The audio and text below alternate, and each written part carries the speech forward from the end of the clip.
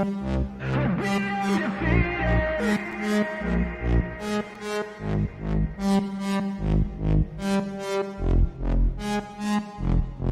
hand's stable, I feel able to turn the tables, I could do this. Just keep moving, keep your hands up, stupid. I feel lucid, a new viewing. I can see the end, I can see my future, I can view it. It's right there for the taking. Everything I've ever wanted, dreams are just waiting. I just gotta fight for it, willing to die for it, willing to like sort of. Hey, greetings from the year 3000, it still sucks. This is Philip J. Price, and you're listening to the Drunken Turkey Show, your one-stop for this sort of thing. Hit that button, like and subscribe. You know what to do, just like every other podcast. What is up, everybody? Welcome back to the Drunk Turkey Show. I'm Daniel, alongside with me, as always, the Big Blue. And I mean, how you guys doing tonight? Been a long week. Too long to be exact. A little bit. How you doing, Big Blue? You look like you're a little bit dazed and confused there. You all right? I'm good, man. Just came from a little school dance for my kids and was out in the sun, trying to do the Cupid shuffle and the Macarena at the same time, Is that like a break dance? It can be. They thought he was having a seizure. Yeah. Who laced the nachos? Who laced the nachos? Like, good question, my man. Good question. So it's been an interesting week so far, and all these cases that we've been talking about. And what we want to do is just kind of, I guess, do a little bit of a recap, so to speak, right? And kind of talk about some of the bigger things that have happened in the most recent cases. And the first one let's dive into is Delphi, Richard Allen. His attorneys quit, apparently. Well, sort of. There's a little bit of a question there if it was kind of like a forced to resign kind of thing. Hyman, when you heard the news that Richard Allen's attorneys were withdrawing, what were your first thoughts on that, man? I was kind of surprised, being that it's been so, this far along. Usually when the attorneys, leave a case, it's usually during the first couple of months, not this far in or this close to the trial itself, Right. So like when I heard about it, I was like, oh damn, what's going on? That's when I read about it. Yeah. Well, the reason why they withdrew was apparently there was, the leaks that we've been talking about, the crime scene photo leaks apparently came back to the defense team.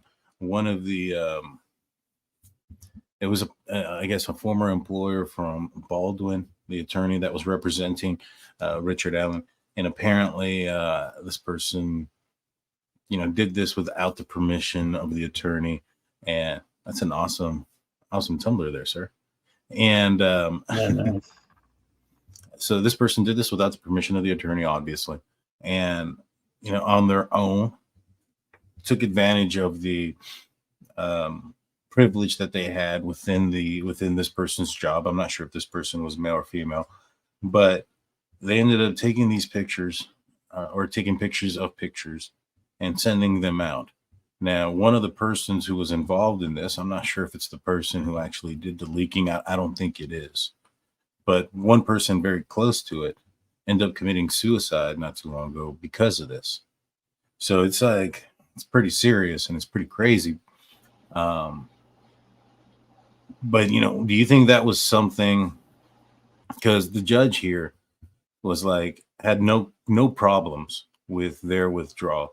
And apparently one of the attorneys for Richard Allen has hired another attorney to represent him to keep him on the case still. I believe it's Baldwin. Let me pull that up here in a sec. But what are your thoughts on the fact that it appears, well, first and foremost, do you think that the leak coming out of their office is enough to remove them from the case? No, that's I right. think so. Yeah. I think it's enough to remove him from the case and actually get charges pressed against them because they're supposed to have that stuff private. You know, the crime scene photos are not supposed to be released to the public. Yeah, no, for sure. And it makes it. It seems like these pictures being leaked by the defense side makes him seem kind of incompetent. You know what I mean? Incompetent Yeah. to keep No, I do. everything confidential. Right. Now, there's been this little rumor that's been kind of, spewing up.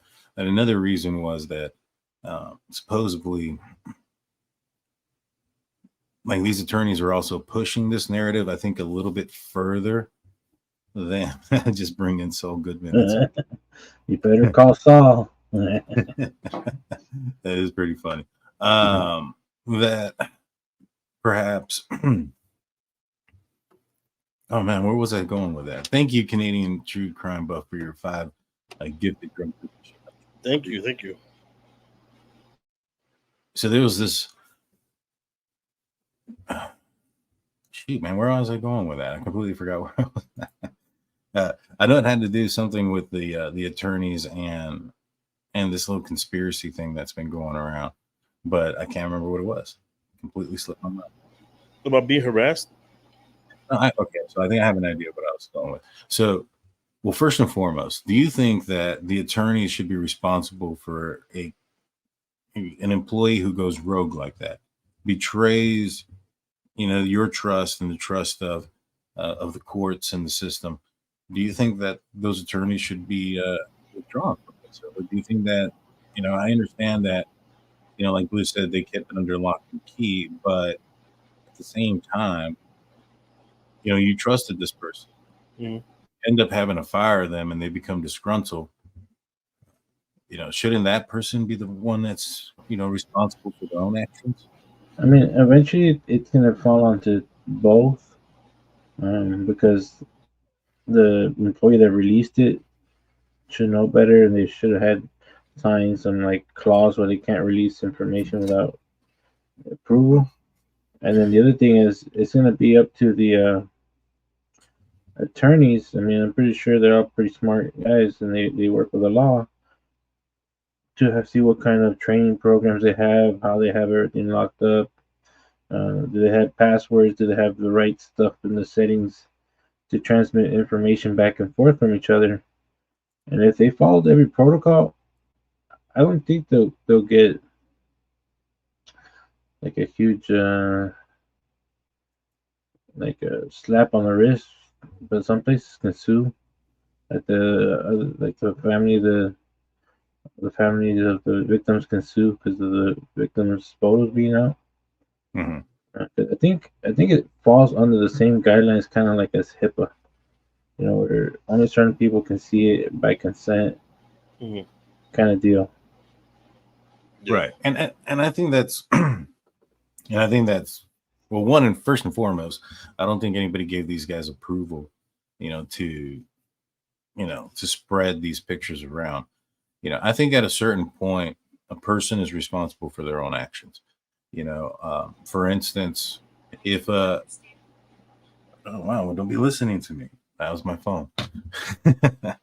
If, for instance, you have a bank, right, and you hire a bank teller and you go through a background, do a credit check, do everything you're supposed to do, and that bank teller one day, decides to, be involved in a crime that takes place against the bank. Should the bank be responsible for what that person eventually did? I mean, they took the precautionary things. That person should go to jail, and it'd be the end of it. I think the person who leaked these things should go to jail, unless there's some sort of evidence out there that indicates that these attorneys had something to do with it. There was motive behind it. You know what I'm saying? What are your thoughts, Jaime? Well, I think the reason they left withdrew themselves from the case itself was because they felt they were going to be under immense scrutiny. Not necessarily because of the leaked photos, which sucks because, like you said, the person who leaked them should be held responsible. Solely responsible for that. I don't think it should fall on the lawyers. Just like any other job, you have, they have rules, and I'm sure, like Blue said, that attorney working for an attorney or a law firm itself has some kind of clause in there that says that no intel should be released without any other knowledge. You know what I mean? Right. Well, I mean, putting that out there, that's definitely out there. An NDA saying, non-disclosure and all that other stuff.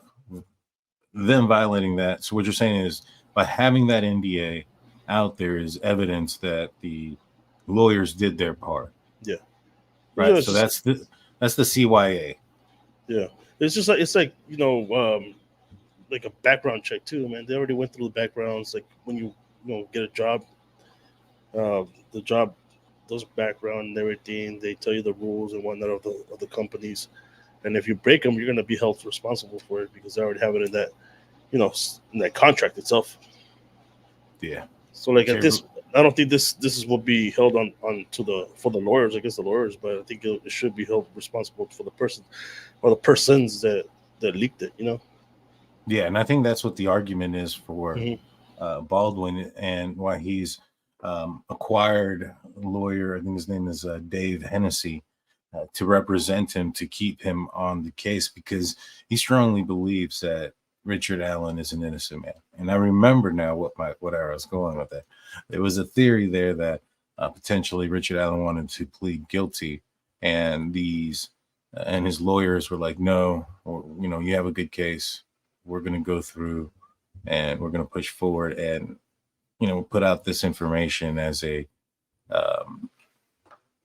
guess some sort of proof that there was some sort of ritualistic aspect to this case. Do you guys, believe in any part of that narrative? It's hard to say. It could be, it might be happening, but I don't know if they're using it to their advantage. You know what I mean? To get some reasonable doubt in there. Right. What about you, Big Blue? What do you think? Yeah, I mean, I think they are trying to get reasonable doubt out, just to lessen their plaintiff's sentence to maybe, instead of a sentence of life without parole, maybe he's going to be an accomplice and he gets 20 years to 40, where he has to serve, like, maybe, I can't remember how it is, but most of the time when they helped during the crime, that sometimes they only do like a 40-year sentence and they only do 20 years or lighter sentences. Right. So I got a question for you guys. How is it going to look if the new defense team comes into the Richard Allen case and they're not going down the same, defense strategy? They're not looking at this as an Odinistic, ritualistic, an Odin ritualistic sacrifice type of situation, right? If they don't go down that route, if that is, they come forward and say, hey, we looked into that, what the lawyer said, we don't think that, that's not a great defense for our client. We're going down a different avenue. How do you think that's going to make people feel? We'll start off with you, Jaime. Sorry, I was coughing. I have a real bad cough. So what's it called? I mean, changing it now, if they don't feel like it's going down that direction, that's the best thing to do. Man, it's just gonna look real sketchy. You know what I mean? Mm-hmm. I think they're gonna have to stick to it. You know what I mean? Because that's what they're claiming from the past. One of the current lawyers, right? Well, yeah, both of these lawyers are saying that there was this ritualistic aspect to it, and they even claim that there's three. One of them was staying behind, right? No. One of them withdrew. The other one withdrew as well orally. One did in writing, and but one of them has hired an attorney to get him to stay on the case as well. Yeah.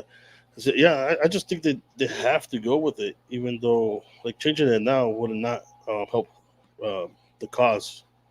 It wouldn't help his client at all. Yeah. Do you think that these pictures being out, I don't know, does it hinder Richard Allen's case? Do you think that it makes him look more guilty or more innocent? I think it just shows the brutality Right. of the crime scene. Now, I'm not sure if it makes it more makes him look guilty, more guilty or not. I just think having these pictures out there, you know, shows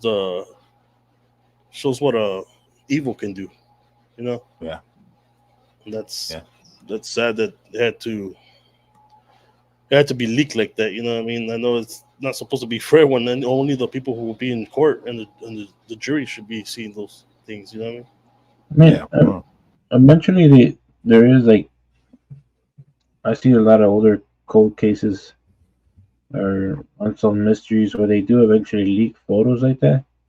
But I think before the case is actually tried, that's where it's more damning. You know, like it does try to make him seem like it's more like he had hope if it was him, so a little bit more innocent. But it's like if your lawyers can't even keep all this stuff privately, um, what are they doing? That's are they doing anything that's legal or is it illegal? You hey, know, Blue, you got some kind of weird noise going on. like when I'm So, talking, or is it when it's when you're talking. There's like it sounds like a spring. Sounds like a rattle. Could be might be my fan? Let me turn it off. So, I think that if I don't know why my phone or my computer just leaked out like that. I think that if the new defense ends up going away from what's going on, like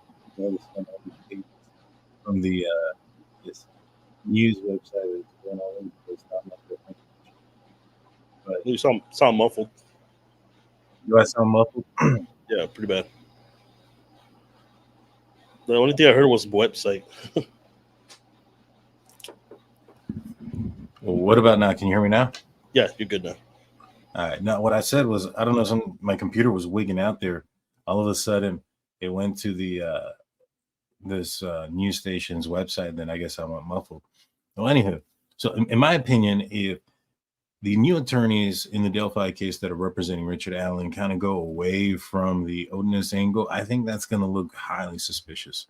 And I think that, if Delphi is so small, for one, right?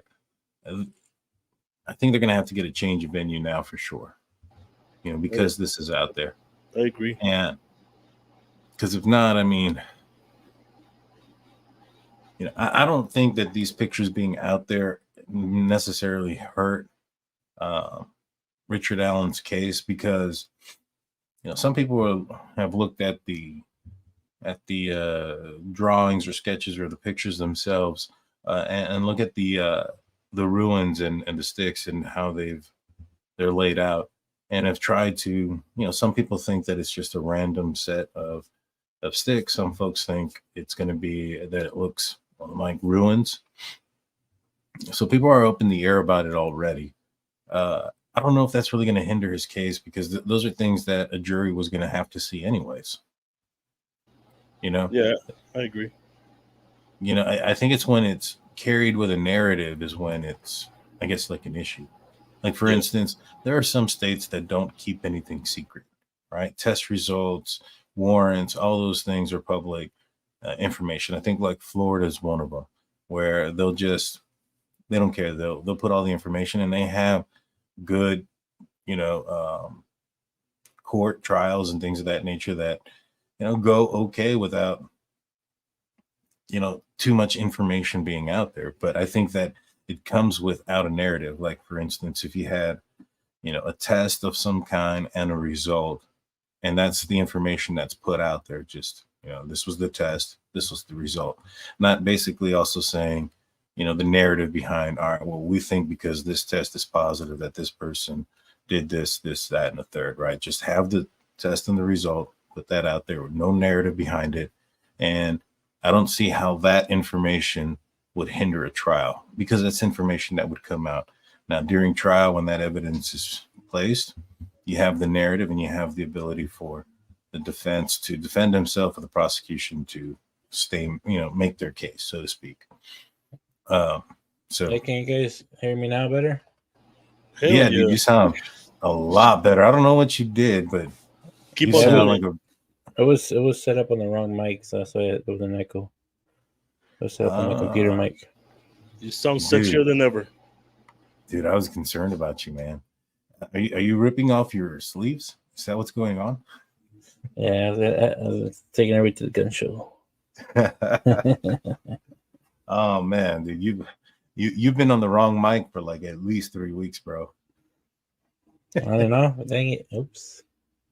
That's my computer, man. I had to unplug it the other day and plug it back in, and it goes back to factory settings, I guess.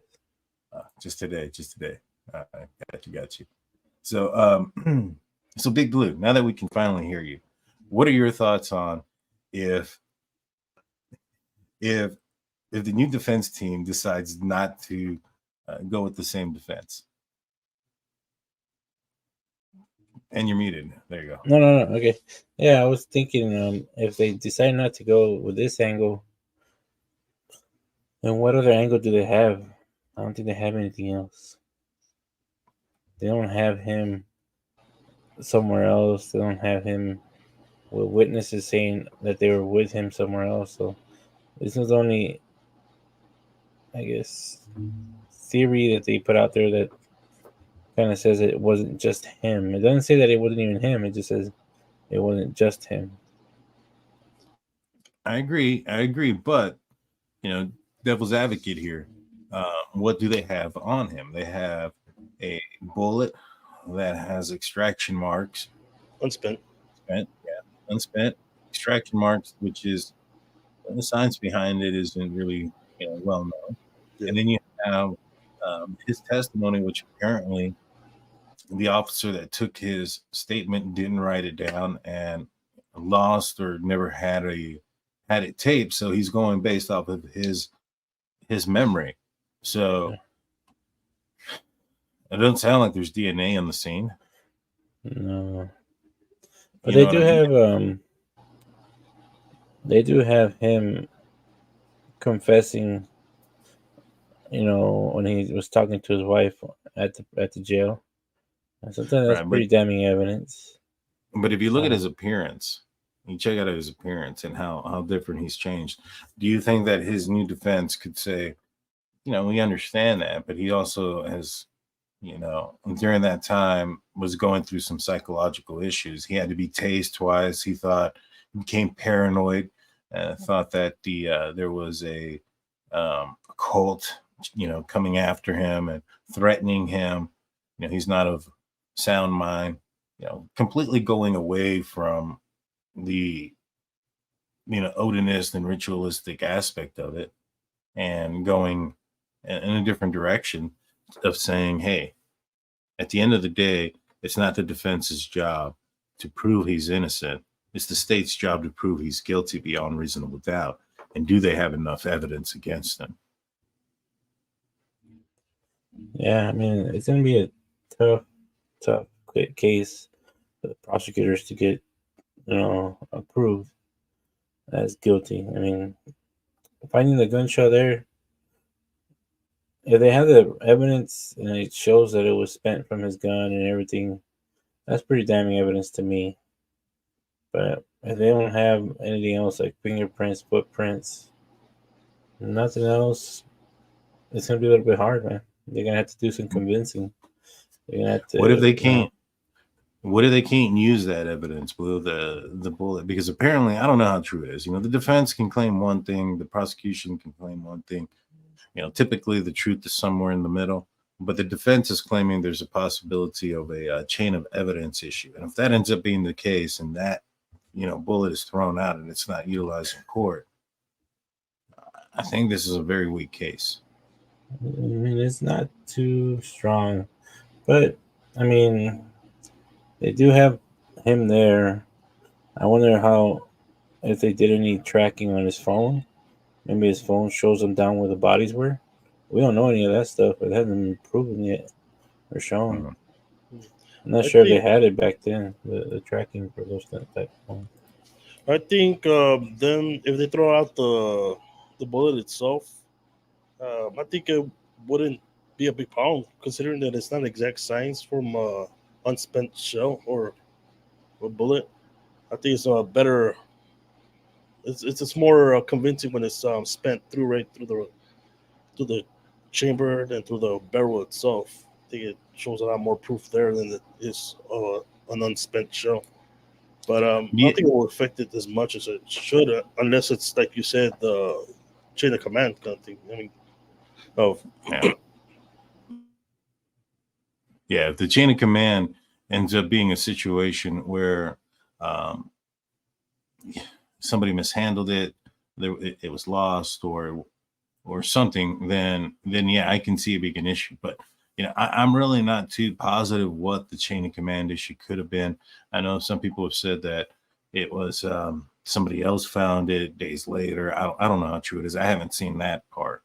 But what I read from the documents from the defense was that they had a picture of it buried and a picture of it out of the ground. And my thoughts are like, what do you want? You want like 1,000 pictures of them pulling it out of the ground so you can make a flip book? I don't understand it. So if you have it buried, you have it out of the ground, then you have your ballistics on it. If it's just the markings on the outside, that's what you have. You know what I'm saying? Like this accusation that law enforcement is crooked or doing something crazy in this situation as a defense, that can be used in every defense in every place. Like, hey, because what they're saying is basically like, if my client's guilty, we have to believe, that they ethically and morally pulled the bullet out of the ground and tested it ethically and morally. And that's in every case. You have to believe that law enforcement and the labs have ethically and morally conducted their jobs correctly. That's why when departments select their officers, there's a background check, there's a mental evaluation and a bunch of things. And yeah, do some get through the cracks or whatever? Yeah, of course. But that's in every job. But there is something called good faith. But I'll digress. But basically, just to kind of backpedal again, their argument is that they did it wrong for some reason. I guess just to, just to get somebody because there's an election coming up. Do you guys buy that as a possibility?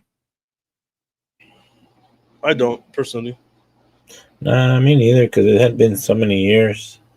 And they had elections throughout those years too, I believe, because ain't most of it every 2 years for sheriffs? I'm not. It every 7 or 6? It was 6 years since this case started, right? Right, but Before they arrested him. It's been since 2017. But I know that there was another election coming up, and I think that was one of the motives from the defense for prosecutor for law enforcement to be lying and to do all these things, right? And so, yeah, I don't know. It's going to be an interesting case, but what do you guys think about the whole Odinist avenue? Do you guys think that that's, real? I know that that's pretty big debate going around right now, whether or not it's true, it's not true. Is it, is it fabricated? Was it random? What are your thoughts? I was just thinking about that actually. They were saying that he's being harassed or kind of, what's it called, assaulted, right? Kind of with the fact that these people supposedly did this crime and they're kind of using him as a scapegoat, right? Yeah. But like I was thinking, okay, so going back to that, like, when did this come out? Did this come out when the lawyers put out the whole document about what they think is happening, or was that before? Even before that, did Richard Allen know about this? That supposedly, like, the Odinists were kind of trying to pin it on him. Because if that was the case, if he knew this about, like a year after the incident, you would think he would just skip town, right? Wait a minute. Run that by me one more time. I got a little bit confused there with. What if he knew that these people committed this crime and they were trying to pin it on him? Like, let's say a year after the incident happened, you would think he would have at least skipped town or came forward, right? Even if he knew. Yeah, if he knew. If he knew. Because he was already saying on calls with his wife about it, right? Like before he was arrested? No. Oh, okay. So you're talking about, okay, I think I understand the timeline now. So you're saying that since he's been arrested, was he aware that there was an Odinist angle with the murders, and because the Odinist people were harassing him? Yeah. Like if he knew. According to the lawyers, Uh-huh. Richard Allen told them that the Odinists were after him, and that was before they told him that they had discovered an Odinist angle in the case. So he was already arrested, right? He was arrested, but he hadn't seen the crime scene. He hadn't seen pictures of the bodies or any of those type of things. But so he wasn't aware what it looked like. But he knew that these people were kind of trying to pin it on him, right? Supposedly. Well, I mean, he was arrested for it. I don't know if he thought that it was. But before his arrest, if he knew about it, he would either come forward and tell someone about it, or he would have skipped town, right? At least that's what I knew about it. Yeah. So he found out everything about this Odinist while he was arrested, right? Because of the other inmates and stuff like that. No, because some of the inmates. No. What ended up happening was he gets arrested, and according to the defense, there are prison guards with Odinist patches who are threatening him, telling him to call his wife, and they're telling him to tell his wife that he had committed this crime. I don't know, man. It's hard to believe that he found out everything while he was arrested. He didn't know about it. You know what I mean? Because it happened 5 years ago, 2017, and I think if he knew anything about this Odinist and even had a feeling that they were after him or trying to pin it on him, he would have came forward. Well, I don't think he did. I think that all came out afterwards because, according to his defense attorneys, Richard Allen is 100% innocent. He had no knowledge of anything that had occurred with the girls. He was not there, nothing to do with it. And so he, according to his defense team, he gets arrested. He gets charged for it. He's, surprised as everybody else, and he gets put into prison where he kind of doesn't belong. He should be in a, in a county facility, not an actual maximum prison. Well, anywho, they put him in prison for his safety, and while he's there are these correctional officers with these Odinist patches who start harassing him. He is unaware at this point what the crime scene looked like, according to his defense team, what the crime scene looked like, how the girls' lives were taken. All this information was withheld. According to the defense, they didn't tell him anything about an Odinist angle whatsoever. They were researching that, and apparently that wasn't even given to his defense team by the prosecution. So they failed at first to even give it to them.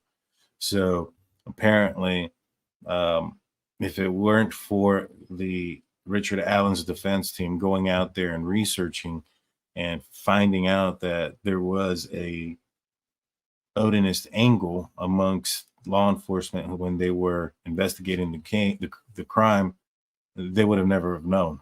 The prosecution wasn't giving it to them. So that was their first issue.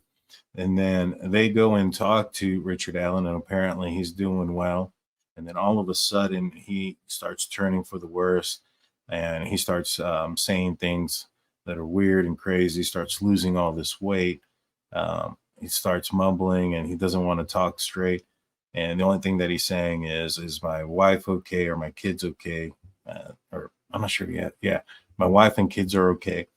And at a certain point, he tells his attorneys that he thinks that the Odinists are out to get him. And they hadn't informed him at that point that there was an Odinist angle. So they end up informing. The attorneys end up seeing these correction officers with these patches that say "In Odin we trust" and a bunch of things. So those things were actually true, and the defense team ends up informing the prosecution that they're aware of this, Odinist angle, and then those correction officers are instructed to take those patches off and not wear them. And so he according to the defense, had no knowledge that there was any Odinist or any of those type of things going on. Okay, so he found out from the corrections officers, intimidating him, right? Yeah, basically, yeah. That's when it started there, and then Okay. and then his attorneys told him about it. Do you know if his wife is still living there? I don't think they're living in that house anymore, but What about in the town? I don't know about in the town, but I know she's supporting him. You know what I'm saying? Because like if he's so afraid of these people coming after her, that she would have, at least been somewhere else, living somewhere else, not in the same town, somewhere close at least. You know what I mean? Well, here's the thing. I think that he does have a reason to be worried. Let's just say that he was involved and there was others involved. And these other people that were involved, like Elvis Fields, who stated some things that were kind of weird, right? Elvis Fields said that he had put horns on top of Abby's head. And that ended up being somewhat true once the crime scene photos came.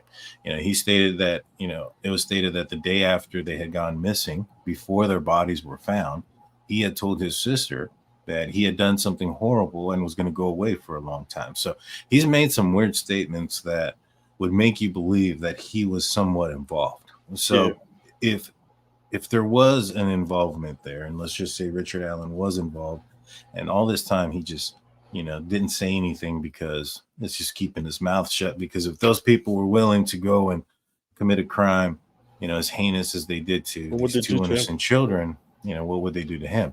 Yeah. So he's kept his mouth shut this entire time, and now he's under arrest, and they're harassing him, saying, "Hey, you speak up, things are not going to go in your favor." I think that sounds plausible. Yeah, it does. It makes it seem more. It makes him seem more if he was involved, right? More guilty because he has that knowledge of what they're capable of doing. You know what I mean? I get what you're saying. Are doing. So I don't know. I'm sure he had even if he didn't know. I mean, even if he wasn't, let's say he wasn't involved with this crime, I'm sure he would have known that these people were out there, right? This kind of cultists were out there. I mean, a small town, right? It definitely seems like it was common knowledge. I mean, if you have correction officers wearing patches, you have openly wearing these patches, which apparently, and according to many of the folks in the area that practice Odinism, it's not a white nationalist thing. There is a white nationalist group amongst them, so it's kind of like radicalist almost to a certain extent. And so there are some that, many Odinists who are just, good people. It's more like a religion, so to speak, apparently. And, there's a lot of like these Nordic ruins that are out there. In fact, I guarantee you that you have one on your person or really close to you right now. Big Blue? Big Blue has one too, and I guarantee that everybody watching, whether they're watching live right now or on the replay later, has a Nordic binding ruin on their person or very close to them. I'll show you guys something. Also, wait, are you talking about? So these are some ruins. And if I found out, so we have hold on one second, I need to clear my throat real quick. Let me clear my throat. So we have fans and friends from all over the world, and some who have have what's the word I'm looking for? They're educated in ruins and in these symbols and things of that nature, and kind of have talked to me and explained some of these things to me. Apparently, you can combine these, and it'll make different symbols by putting different symbols on top of each other. And so when you put the Nordic H on top of the Nordic B, you get a Bluetooth symbol. All right, guys. Well, it was nice knowing you. So, yeah, this is one of the symbols that everybody has close to them, and I think it means something about like connection. It's a binding thing for connection or something like that. So, makes sense. It's not something that is, white nationalist or anything like that. But what I was told that was, I will say, I guess, maybe a little bit interesting was the fact that when it came to these symbols and some of these practices in early days, long time ago, ruins were cut out of sticks and placed on top of their sacrificial victims. And what this person had mentioned to me is that you could, if they're backwards or upside down, then that was something that could mean something horrific. Mm-hmm. So let's go here. To answer that question, there is, right? I believe there's 45 seconds. Yeah. Something like that. If I remember correctly, that there was 45 seconds still part of that video that has not been released. Yeah, including, it's been speculated, but including he's got a gun, and supposedly there's a sound of a gun or something like that at some point. Damn. So imagine if you listen to this video, you could hear him or this person chambering a round. That, well, you'd have to hear him. Yeah. Based on the type of gun it is, you'd have to hear him pull the slide back. Yeah. Mm-hmm. But it'd be, and if you can tell that happens in the area where the bodies were, like if that's visual from that phone, then at that point you might get Richard Allen. You might have him, because you have his bullet found in the area where there's a video of the incident, obviously just about to take place, and you have the sound and possible video of that round being ejected that was unspent. And so this is the crime scene. Thank you. Hell yeah, boy. Man. Oh, I love kicking back by the fire. Hopefully you have a nice cold brewski. Nice. Man, I kind of want a beer too. I'm drinking whiskey, so I'm good. Man, you guys are drinking, and I'm not. It's Friday, fool. You know what? I'm gonna go get myself a drink in a second, man. I've been drinking water. That's what I said. I'm going to get my drink. With this, the fact that the lawyers withdrew from the case, how far back will they push the trial? Shoot, dude, it was supposed to be in January, but you know what I'm saying? I don't know about it anymore. Thank you, Leslie, for joining and becoming a new member. Thank you. Yeah, I don't know. Hey, look at that. I got a beer. Did I just see your beer assistant? What? I wish I had one of those. Thank you, Steelers fan. I appreciate you. Now I know. Now I know why you're married.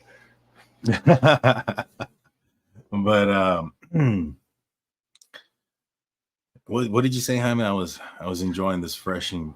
About like I know the trial was in I'm not sure what day it was, but January, right? Would this push it farther back? I'm guessing it would, right? I would assume so. Man. And well, it depends. I mean, dude, how would y'all feel if they get a new defense team and all of a sudden there's a plea? Yeah. Like, how do you think the world or the true crime community is going to react to that? Damn, that'd be crazy, man. Especially because, like, especially with them going through the Odinist angle, you know what I mean? Yeah. and just like throwing it out, and then all of a sudden there's a plea. Oh, Dude, that would be crazy. yeah, they'll open up a whole can of worms. You know, I got this new drink. It's a Michelob. It's an infusion, a mango y chile. It's not bad. Yeah, I like the lime, the Michelob infusion lime ones. They're not okay. bad. Yeah, I just got good old tea and a little bit of whiskey. I have a little bit Tea and of a whiskey. cough this afternoon, so I'm also trying to calm down the cough. There you go. There you go. So this image here on the screen is basically another artist rendition of what the sticks look like, or the branches look like at the scene, at the Libby and Abby scene, the murder scene. They do look somewhat the same, but a little bit different than what Rick Snay had drawn. Just to kind of get those out of, just to kind of get the image of the bodies out of the way. I've drawn a representation of what Rick Snay's drawing looked like without the body, so that way we can just look at the branches and the way they are laid out. If you look right here, on the ruin on the left at the top corner where the asterisk is, there's this branch that is kind of, it's going horizontal from left to right on the image, but if you're looking at the screen and you're looking at that ruin straight ahead, it would kind of be slanted. It kind of looks kind of similar to, let me see if I can find it. Oh, I didn't save it. Let me see if I found it. This one right here. You see this Y looking thing right there, which is Nettie's, which I'm not sure what that means. And there's the line and then the thing going straight. You see what I'm saying? And then you have that ruin and potentially other ones on top of it. On this one, when I flipped it around, I could have sworn I saw a couple of F's. These are upside down, and one is inverted.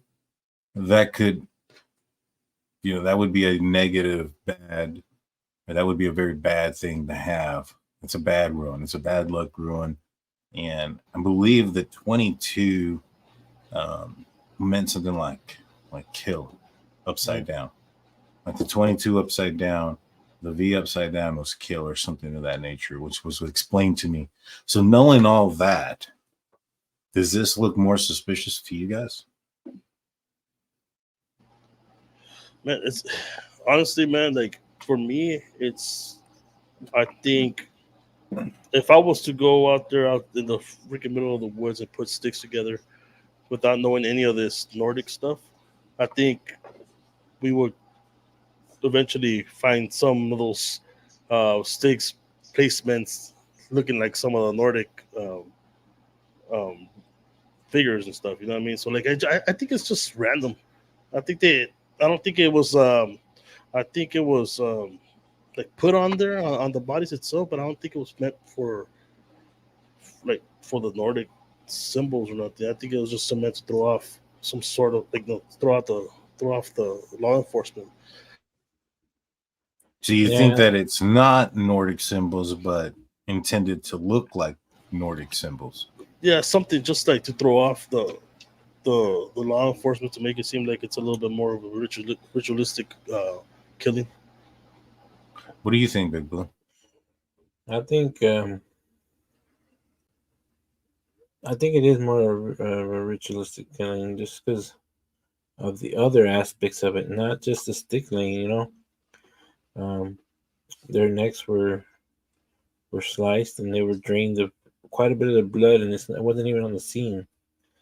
Yeah. And then for the blood to be sprinkled over the bodies like that, that's pretty ritualistic. It's not normal for somebody to do that. Like a normal crime of opportunity kind of deal. So that takes time to do that. And then to draw the F on or to draw something on the tree, and it's not maybe somebody accidentally putting their hand on there after they committed a crime. I think it's more intentional. Well, To me, there's a difference from a ritualistic killing to a staging. You know what I mean? yeah. But to have the time to stage it, I don't think they had the time. In order Especially, to, well, what do you think would have had to have been added, Jaime, for it to have been more convincing to you to have been more of a ritualistic thing? it had to be something. Honestly, man, a carving in their body. Oh wow. What I what think if they that didn't have enough time? Like, because they were in earshot, right? They weren't that far from where the trail was, and I believe it was Libby's father who went to the trail and was there within like 40 minutes, and was yelling out, asking for him. If somebody's out there and he clearly has two young adolescent females with him, and somebody's yelling out two female names from the trail, it's probably somebody's looking for those people in particular. So um what if he's not finished with his ritual when he starts hearing noises and takes off early? You think that's a possibility? there could be. There could be. I just don't see how he had enough time to to commit the crime, but didn't have enough time to to place something more of a calling card, or make it more look ritualistic with something like as a better form of staging. Okay. Okay. It's just super weird in this case, like, because how Blue said, the blood, a lot of the blood was lack of blood. That's what it was, right? Yeah, those according to the defense and others that have seen the scene, that there is a lack of blood there. It seems like almost seems like they were brought from somewhere else, or at least that wasn't the first or last scene, right? Crime scene. Yeah, Seems like it's somewhere from else. the affidavit, it seemed like it might have happened somewhere else, and they were placed there. That's what it seems to me. That's what the defense is claiming, that they placed it, or they. I don't think they're claiming that it happened somewhere else. I think they're claiming that uh, trigger warning, that they may have been hung upside down or something and trained there. But I don't think their lives were taken somewhere else and brought back. I mean, to take these bodies out somewhere, then bring them back. Um, you know, you're going to get a lot of blood on your vehicle, because that's actually having a body in your vehicle. I know a lot of people say, like, for instance, in the Bryan Kohberger case, where he doesn't have blood or anything in his car. Well, he didn't have a body in his car, right? In this situation, you're putting two bodies in the car that have been cut in areas where a lot of blood came out of. Likelihood of you getting something in your vehicle is pretty high.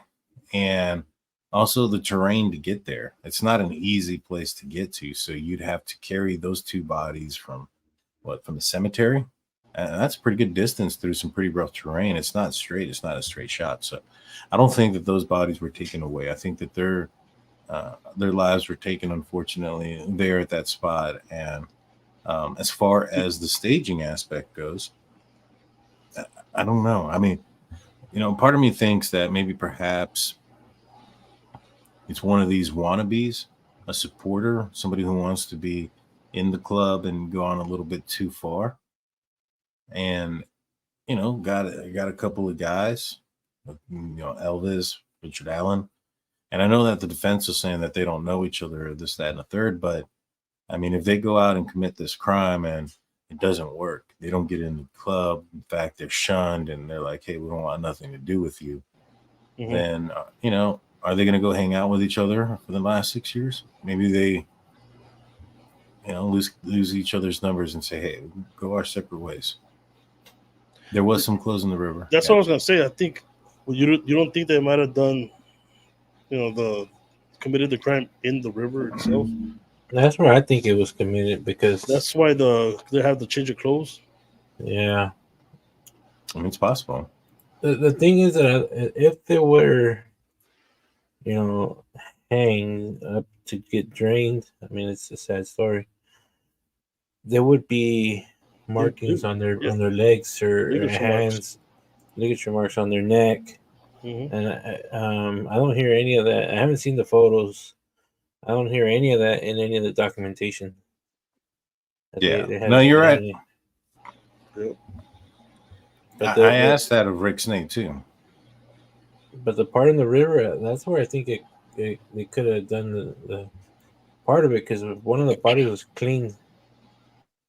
She looked clean and just had droplets on her. She didn't have mud or anything from being dragged. It could have happened in the river, and then they just picked her up and placed her by the tree. Because she was the smaller one, right? The more petite one? Yeah, I think so, yes. The smaller one had what? The one that was unclothed. The smaller one was clothed. She had it was Annie. It was Anna. It was Abigail. Sorry about that. It was Abigail who was the smaller one, who was the more petite one. She was the one that was clothed in Libby's clothing, and Libby was without clothing. And so this is the supposed F that was drawn on the tree. Mm-hmm. Does that look like an F to you guys? Yeah, to me it does, because to me it doesn't look like just a handprint from somebody leaning on there. It looks more. That kind of does look more intentional.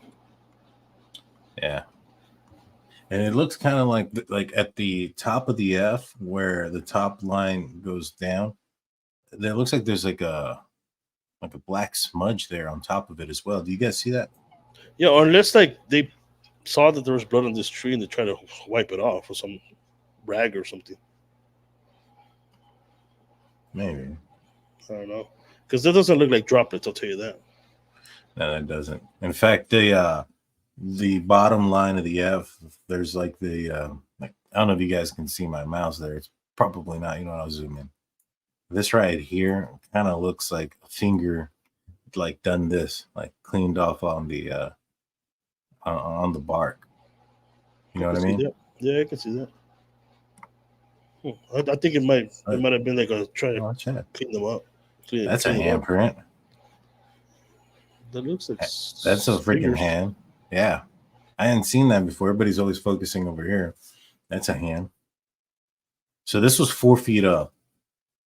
What the hell? So this person was sitting on the ground and had their one hand here, and then drawing with their other one. And if that's the case, this person's left-handed. Right. If you're gonna draw anything, you're gonna use your dominant hand. Right. Huh. Interesting. Just saying. I mean, that right there, to me, this one here looks more. That looks like a handprint. And if that's a handprint facing the direction, the hand is facing the direction where I think it is at 4 foot, that person either has to be very short, like. Maybe it was one of the girls, maybe? Sure. Maybe. If it was, if they were standing. Maybe they were still alive for a little bit, and they were able to put an initial next to it, but then like to say who it was. But no, doesn't sound too. Yeah, that's logical, because the sticks were placed over them. Yeah, maybe that's true. The sticks are placed over them. So, I mean, the only thing I can think of is because there was the theory that this was blood splatter. Now, that doesn't, I don't know. I've never taken a course on blood splatter, so I can't say with 100% certainty or not. But I don't think that there's like straight lines in blood splatter, and that's what I'm seeing here. Like the top of this so-called looking F looks like a straight line, and then there's one going straight down. So, that doesn't make sense to me. So in order for something like this to happen, I mean, it doesn't necessarily have to be left-handed. This could be a right hand touched here and then drew. You know what I mean? They touched there and then drew. or well, the bottom right, where you said there was a fingerprint itself. It looks like a index and then the middle finger. yeah, One's shorter than the other one. You see that? yeah, Kind of looks like yeah. it, but I'll tell you one thing. I think I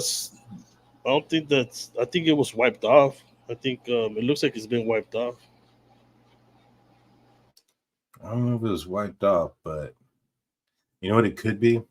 So if this person had blood on their hands and they bent down to get something off the ground and put their hand on the bark, and then got their hand and then maybe drew the F mark.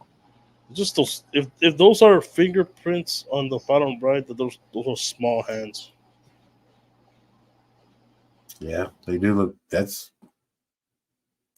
would be a tiny hand. Yeah.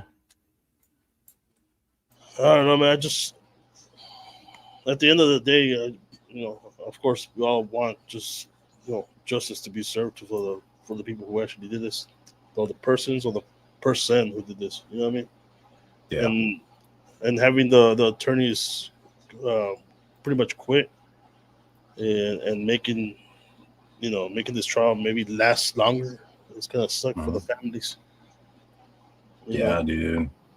Yeah, I couldn't imagine what they're going through. And yeah, Mandy says asked if that was a tree, and that yes, that was a tree. That was the tree with the F ruin or F looking ruin, and that was drawn in blood from the crime scene.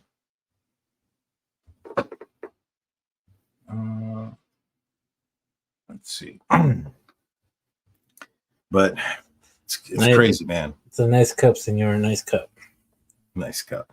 So, and another case, or some other news that came out this week was in the Rex Heuermann case. Apparently, he's been linked to 2 more Gilgo Beach victims by witness testimony. Now, this one's crazy, dude. This one is absolutely nuts. Apparently, there was some sort of detective who was involved in some of his swinging, and his wife was also involved. Yeah. And by the sounds of it, it sounds like the underground basement deal that they had there with the they had like an armory and there was a bunch of guns and stuff down there. Apparently that was used at one point, and Rex Heuermann's wife, it sounds like she was aware about it. What are your thoughts, man, about this whole situation, about wife, detective? I mean, I watched it, and I watched the interview with the, I guess, crime specialist that they had on News Nation, right? I think it was News Nation, where it was Long 2 crime, males. Was it long crime where there's 2 males and a female talking about it, like on a panel, and they were just like talking so much smack about like how can you trust a swinger? But then they were saying how can you trust these people's testimony because it's not coming from the prosecution, it's coming from the family's lawyers, and that it's been over 20 years, right? Because one was like 1996 or something. Yeah, these were like a while ago. And they were saying one was a cab driver. I mean, I'm pretty sure the cab driver would remember people's faces. Oh, I don't know, dude. When you see a ton of people like that on a daily basis, and it's been that long, it could be difficult to remember some people's faces.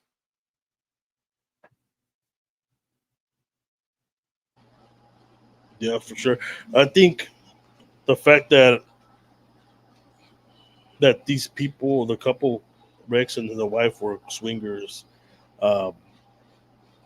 put him in contact with a lot of women, a lot of people. So it's like, who knows if it's gonna be this body count that you're saying that it is, you know what I mean? Including these 2 other people, 2 other women that are supposedly connected to him. Because in the swinging life, not that I'm not part of it or anything, but I do have friends. Plenty of friends. What's it called? That do, and I mean, there's parties. They do events. They buy out hotels and stuff, and they make a vacation out of it, man. So, I mean, just knowing that, it tells you that so many people are the traffic within that community. It will put Rex in so much contact with so many different women or couples at that. I mean, but you would think though that there would be some sort of, I don't know. You would have thought that even though there were swingers and they were sharing partners and things of that nature, that if one of these persons went missing and you know where they were, last house they went to go have some parties or whatever, you would bring that up. You don't just kind of sit on that information. I don't know. That's what confuses me. So I also heard when I was listening to this press conference, it sounded like at one point Rex Heuermann got it on with the detective. Is that what I read and heard? Did I get that down correctly? That's what I thought too, man. I was kind of confused about that situation. I'm not really sure if that was the case, but that's how I took it. Wait. Can you explain when you say you were confused about that situation? No, because like the interview that I saw was, I believe, was with the lawyer itself, but like he was kind of rambling about the situation, but I couldn't really understand like, who was with what. I thought the whole point of it was to swap wives or female partners. That's what I got from it. Nah, man. Apparently he didn't want to get it on. They got it on together, him and the detective. Mm-hmm. I mean, to each their own. Yeah. I mean, I just wasn't expecting that. I was, in the kitchen making some mid-morning brunch, and then the news comes over the TV, and I was like, "What? It's insane." You ate it more comfortably. Yeah. I chose my jam cautiously. He's like, I can't use pineapple spread today. Not upside. I can't eat an upside down pineapple cake today. Yeah, exactly. See, that's my favorite cake. That's not even lying. It is. That's Swinger's favorite cake too. Shit, I'm game. If there's gonna be upside down pineapple cake, you never know, man. Never know. Yeah, that caught me off guard, man. I was listening to the press conference and I was like, wait, did I hear that correctly? And I went back and I listened to it, and then I heard some other stuff about it that just kind of blew my mind. Like, for instance, there's people, running outside without clothes, and one witness saying that, hey, should we get that person, and then the detective saying, nah, they're just playing a game. Like, this guy was aware of what this dude was doing. This detective he's a detective. We don't know. This article here from people don't say whether or not this is a homicide detective, burglary detective. It could be a auto theft detective. Arson? We don't know. Arson detective. We don't know. So there's a possibility that he wasn't on the actual Gilgo case. But could you imagine if it was the detective, assigned or near, closely related to the case, how bad that would make this department? I mean, it already makes the department look like trash. I mean, the chief, I think at the time too, was caught with some questionable items in his vehicle. Yes, sir.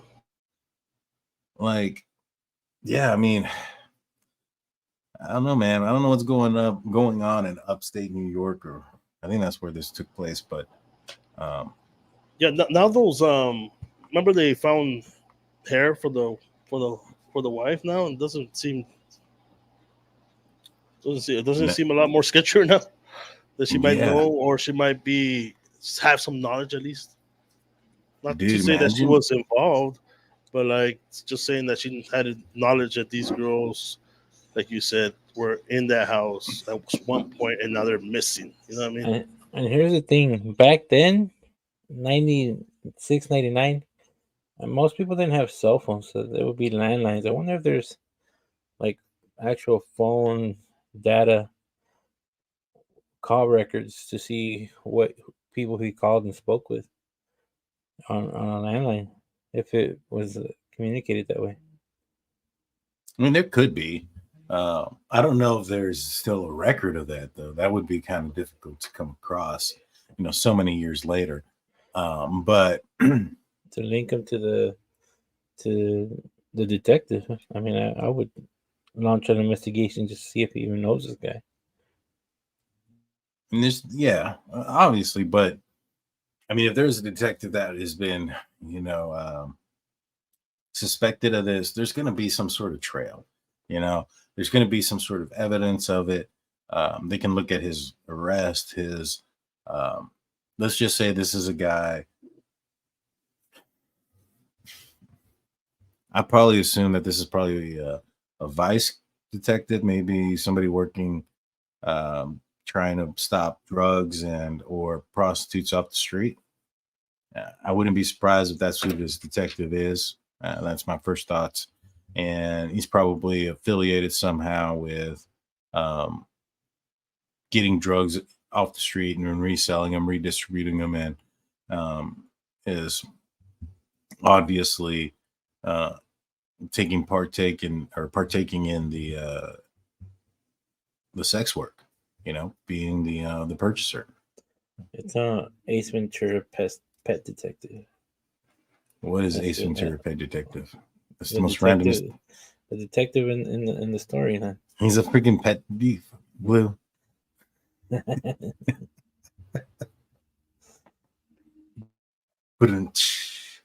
right, so I don't know, man. This case here just keeps getting crazier and crazier. What's next, man? The mayor was involved in this.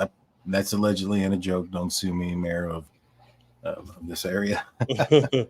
No, I mean the unfortunately the only way it can get worse if there's more bodies, that are connected to him. That's gonna be horrible. For all those families out there that still don't know where their loved ones are. Yeah, I think there is going to be more, man. I want to say you're going to find a lot more, and there's going to be maybe some more evidence brought around here and there because he had 2 houses. Remember? I wonder if they find any bodies by his other house. I think they're looking into some cases across the United States, my man. I think he had properties also in Vegas, South Carolina. Damn, Vegas has a lot of places you can hide a body. There's a lot coming up in Lake. What is that? Lake Mead or whatever. Mead, yeah. So I don't know, man. It's insane. And here's the thing. Apparently, so Shannon Gilbert was the first, or was the person who opened up, this entire case, right? Yeah. She went missing. It come to find out, apparently, law enforcement back then said that they thought that she just drowned in the marsh or whatever they call it, and that she was a sex worker, had nothing to do with anything else. Come to find out, not the case at all. He was involved with. This was also one of Rex Heuermann's other victims as well. I mean, this guy's just completely sadistic, 100%. Yeah, I remember the photos that we had. He was dressed up in some really weird situations. You know what I mean? I don't remember any photos of him dressed up weird, Blue. Where are you seeing these pictures, man? Send them over. No, I remember we had a photo. I think that was BTK, bro. Oh, the BTK, I'm thinking. I'm getting that. I swear it was a big dude like him. It must be the whiskey. It must be the whiskey. Wishful thinking, Blue. My gosh, bro. No, I know from the interview he had when he was talking about his work and stuff. Like you can tell he was a little controlling. He was kind of, his ego was real high. You know what I mean? Yeah. Narcissist almost, Yeah, and here's the crazy thing too. Like, the one thing that has been the main description from him was how big he is, like the size of this guy. I think he's like a huge dude, like 6'5", 6'6", somewhere around there. Like how a giant serial killer has stayed on the loose for so long. I mean, I guess he had law enforcement help. it just sucks because I think that brings down the confidence of the people in law enforcement as well. You know what I mean? Yeah. I mean, like I said before, I think it's a little bit harder now as it was in the 70s, 60s, 70s, and 80s to get away with kind of these things. You know what I mean? These kind of crimes because of the whole, technology, cameras, GPS, records being saved more, all the data. Back then, back in the 70s, there was none of that. That's why there was a lot more serial killers out there. Not getting caught. Some of these serial killers are getting caught 25 years later when the technology catches up. Well, right now that genealogy stuff is going out crazy. There's the man, what was he? I think they're calling him like the zombie killer or the Canal River killer. Dude out in Phoenix, I want to say. He took the life of a couple of people out by some kind of canal river or something like that. And they end up catching up with him through that genealogy stuff. He ended up being this dude who was dressing up like a zombie and going out to places like on Halloween with this like hearse like vehicle with blood all over it. He dressed up and he was going out and doing all these events like that. And apparently, I think that the detective that went out there to talk to him, he had basically said that he was just going to clear him because they thought there was no way this guy was involved.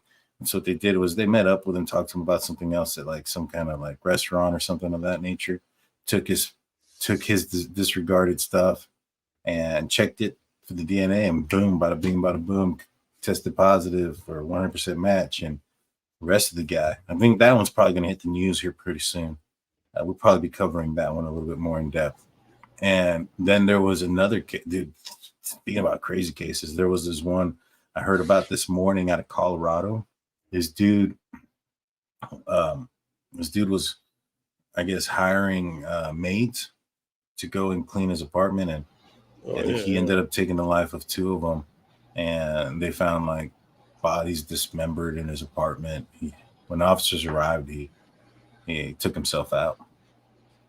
Yeah, that's crazy, man. There's really bad people out there with a lot of problems, and that's why you always have to have your guard up. You know what I mean? Yeah.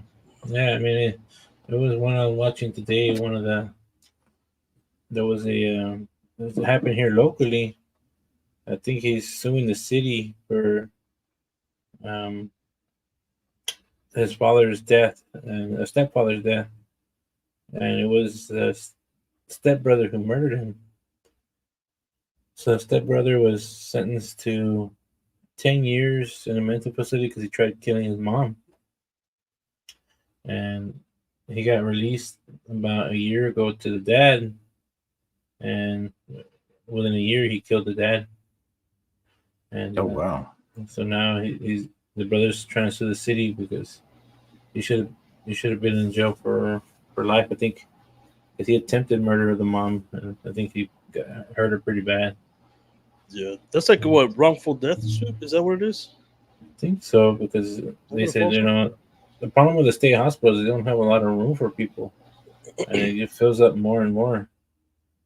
And after a certain time, when they get older, they have to release them or send them somewhere else. There's not really where to send them other than jail, and they're not mentally capable of being in jail, so they slip through the system sometimes. Because I think the reason why I think he wants to sue is because within the year that he was home, they never did a follow-up call on him, and they never did a follow-up like house check to see what was going on. And I think that makes sense. Negligence. No? Yeah, something like that. That way it don't happen again. Well, I'll tell you one thing. I think they have a good case. Yeah, I would agree to that. So with Gilgo Beach, with Rex Heuermann, you guys think that there's what do you think is going to happen to him? Think he's going to plead? You think this go to court? Do you think he's going to fight this? You think there's any chance he's innocent? They got the wrong guy? I don't think they have the wrong guy. I think he might plead. Yeah. I think, unfortunately, I think there's going to be more connected to him. Yeah. I don't want that to happen, but I think there is. I think he'll Especially take maybe life in prison without parole instead of the death penalty, mm, and he'll give up some bodies. yeah, especially looking at it the way where the first woman went missing. What was it, 90? What was it? That was 97, 95, 96?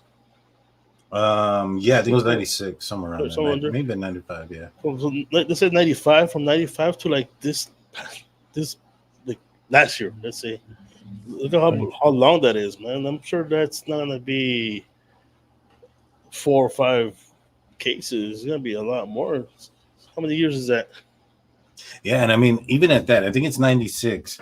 And since 96, it's been what, we're 3 years shy of 30, so 27 years. So Yeah.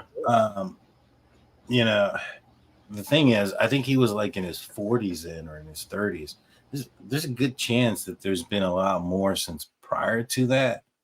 You know what I mean? That has happened. That When was we're his also first not aware victim? of. That's what I want to know. When was his first victim? Was it when he was an adolescent? Yeah. Can I I imagine? mean, technically, based on what he's been charged with, I think he was like in his 30s or something like that. Oh, really? Well, you know what? Let me look up how old this dude is. I mean, look at Gary Ridgway, the serial killer. I mean, he got convicted of like 40 something murders in a span of like 30 years almost. Yeah. So I mean, he said that he took out so many that he lost count. That he says he's probably up to like 80 something bodies or victims. So, I mean, and that was the same, almost around the same span of Rex. You know what I mean?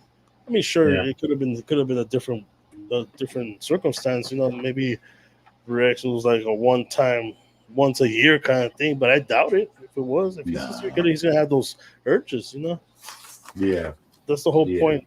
That's the whole point. Like what your ritual is doing 3 or 4 every month.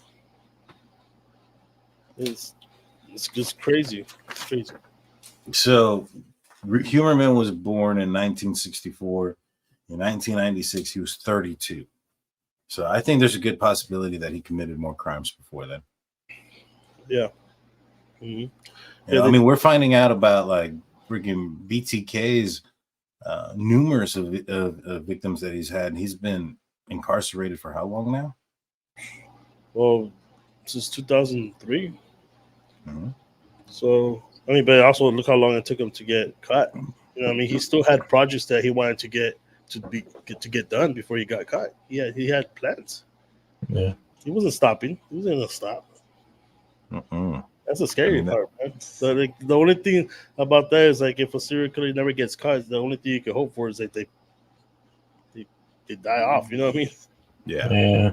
I hope they get COVID. That's right. Blue, the most randomest shit. Limited. Well, thank you, Blue. Thank you, Blue, for that. We've now just lost monetization and viewership and probably our channel. Yeah. Well, he didn't say he was. Don't say it, Blue. Don't say he was on the Epstein Island or something. Just said it. Yeah. I muted him.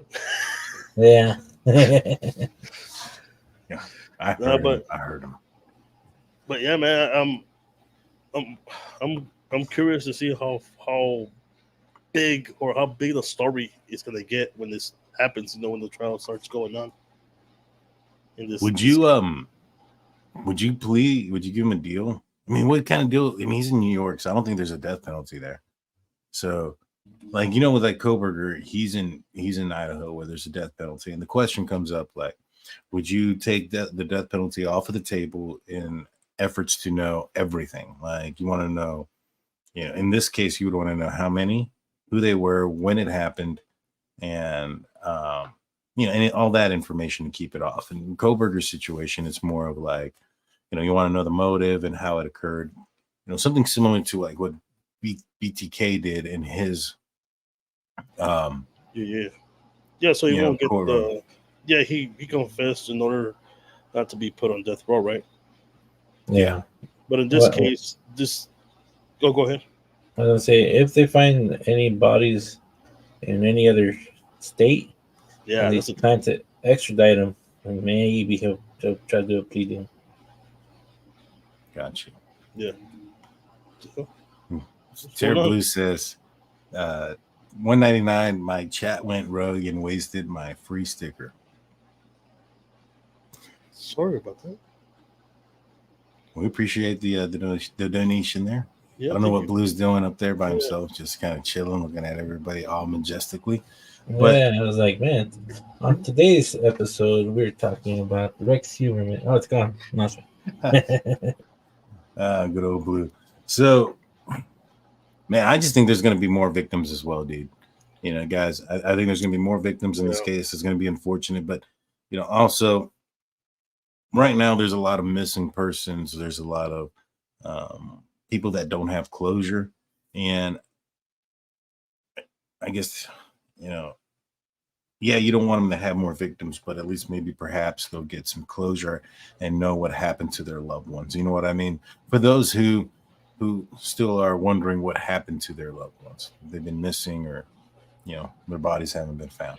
Yeah, it's hard to think that there's not more because of the time, the years that it's like the whole year that he was out and about, free in the world, and then plus he has different properties as well. Right. And to this point, we know that his wife was, knew at least about seeing so many different women. You know what I mean? Right. Especially because of the community they're part of.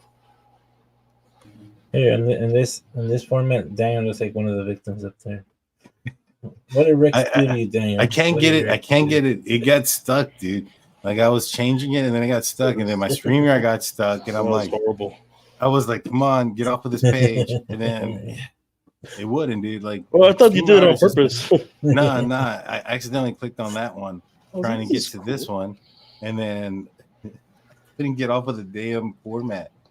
That was for when. Remember the time we were floating in the spaceship? That was for that. Yeah. Explains the male victim they found. You know what? Yeah. That makes a lot of sense. Yep. When it comes to Rex Heuermann, because I was like, that doesn't really fit the MO. You know what I mean? Unless he didn't know. And then, but now that this comes out, it's on something there. Well, the male victim, I don't know where I heard this, but I thought I heard that male victim was a transgender. Is there any truth to that? The male victim was found in women's clothing. Yeah. I thought I heard something like that. It could have been like a transgender person, and like the storyline says that he might have slept with the detective, so maybe like that too. It's like I said, man. That caught me off guard. Like crazy. Just imagine me there, making my breakfast, and then boom. Like what? Wait, what were you eating though? I made tacos, man. Nice. I made some tacos this morning. I had some bacon and egg and cheese tacos. They were pretty good. He was reaching for the sausage. He's like, not today. Bacon. Nah, I can't. He started from the middle. Yeah. That's the only way to eat tacos. What are you talking about? Who eats them from the end? That's so 1990s, man. So, moving on to our next topic before we get too out of control here. Before we hit 2 hours. Yeah. Florence comes in saying, how many victims so far? Shoot. I think he's been charged with, 3? These are 2 more, so that's 5? Does that sound right? Yeah. So, and suspected of a lot more. I think at least 10, right? Like 10 bodies found on the island or whatever they were calling it, Gilgo Beach. I'll be right back, guys. I'm gonna go get myself another drink. I'll be right back. Bye. All right, I'll see you in a minute. It's not even working. Look, he's still on. Oh, I guess he left it like that. I guess. And this is, the StreamYard and his internet was not working. Look how long it took for him to get off the screen. Yeah. Imagine if he did something, hot mic it. I accidentally done that before, so. Yeah, me too. I was like, oh, damn, I thought it was on mute. Yeah, But yeah, man, like I was saying, like Gary Ridgway was out and about for like 30 plus years, and he convicted of 40 something murders, and he says they're up to like 80 something murders that he might be responsible for. So like you got to take that in consideration with this guy that was out and about for almost 30 something years. And we're saying 30 something. He could have started when he was at least 18, out of the parents' house, by himself. Could have gone, rogue by then. So, imagine if he started off at 18, he could have had a lot more people, a lot more victims. And that's for the, I guess, prosecution to determine his life timeline, like where he was, and see what victims went missing and see what's unsolved, and try to go back and try to see what else they can pin on him, man. Because that'd be crazy how many they can actually find or actually that he did. I don't think this would have been his first. Yeah. And for him to be taunting the families, he didn't care. Which one are you talking about? Are you talking about Rex? Yeah, Rex. we're talking about Rex. No. Yeah, because there was that Dallas lady who I'm not sure if she's still missing or not. I know they found some remains, but I'm not sure if they ever actually pinpointed them back to her. But some of her family members were also taunted. Yeah, the teacher, right? The teacher's assistant. Yeah, yes, teacher assistant. 24-year-old Jennifer Ogoswaga. Ogoswaga. Something like that. They confirmed the remains. Not to my knowledge. I'm gonna look it up real quick right now, but no, I don't think so. And the bad part about it, in the Rex Heuermann case, these people that went missing, well, they're all adults. You know what I mean? They don't consider them. Unfortunately, they don't consider them a priority when they go missing. Yeah. And let's say it was kids that like underage girls, then that would have been all over the news. There would have been a lot more investigating done. Yeah. But unfortunately, that was not the case. You know which case still comes to mind is the one we did a long time ago, where the little girl was taken by the dad, and he was supposed to taking her to the family's house, and that she was never seen, and he came back alone. I'm trying to remember her name. Summer? No. No, yes. The one that was missing for so many days. The last video was a school bus, right? Yeah. I think they bailed them out, right? They got bail. I know the parents got bail, and they got they suspect that it's like human trafficking. Yeah, I see her face, man. I can't. Her name is tip of my tongue too. I want to say Summer Wells, but I don't think it's that. No, it's not Summer Wells. It's like Mary Conga. I'm gonna look it up. Yeah, I remember.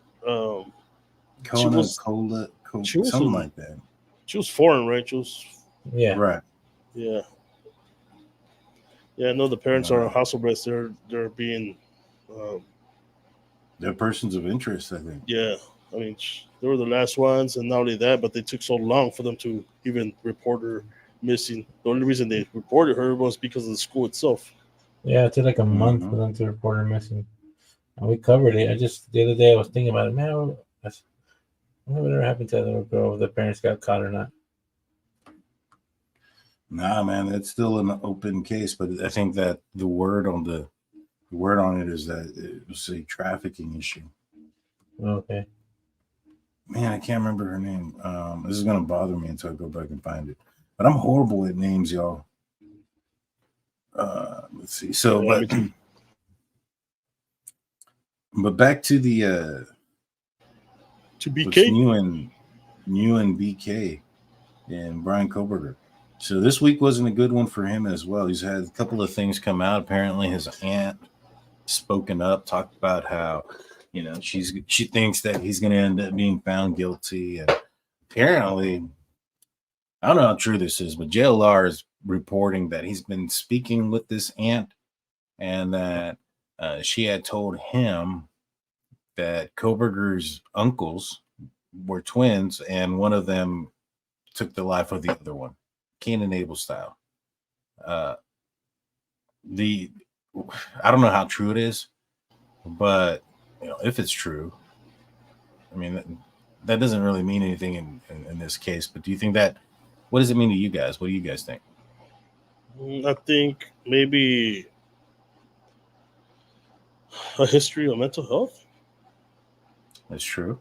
That might explain the sealing of the medical records.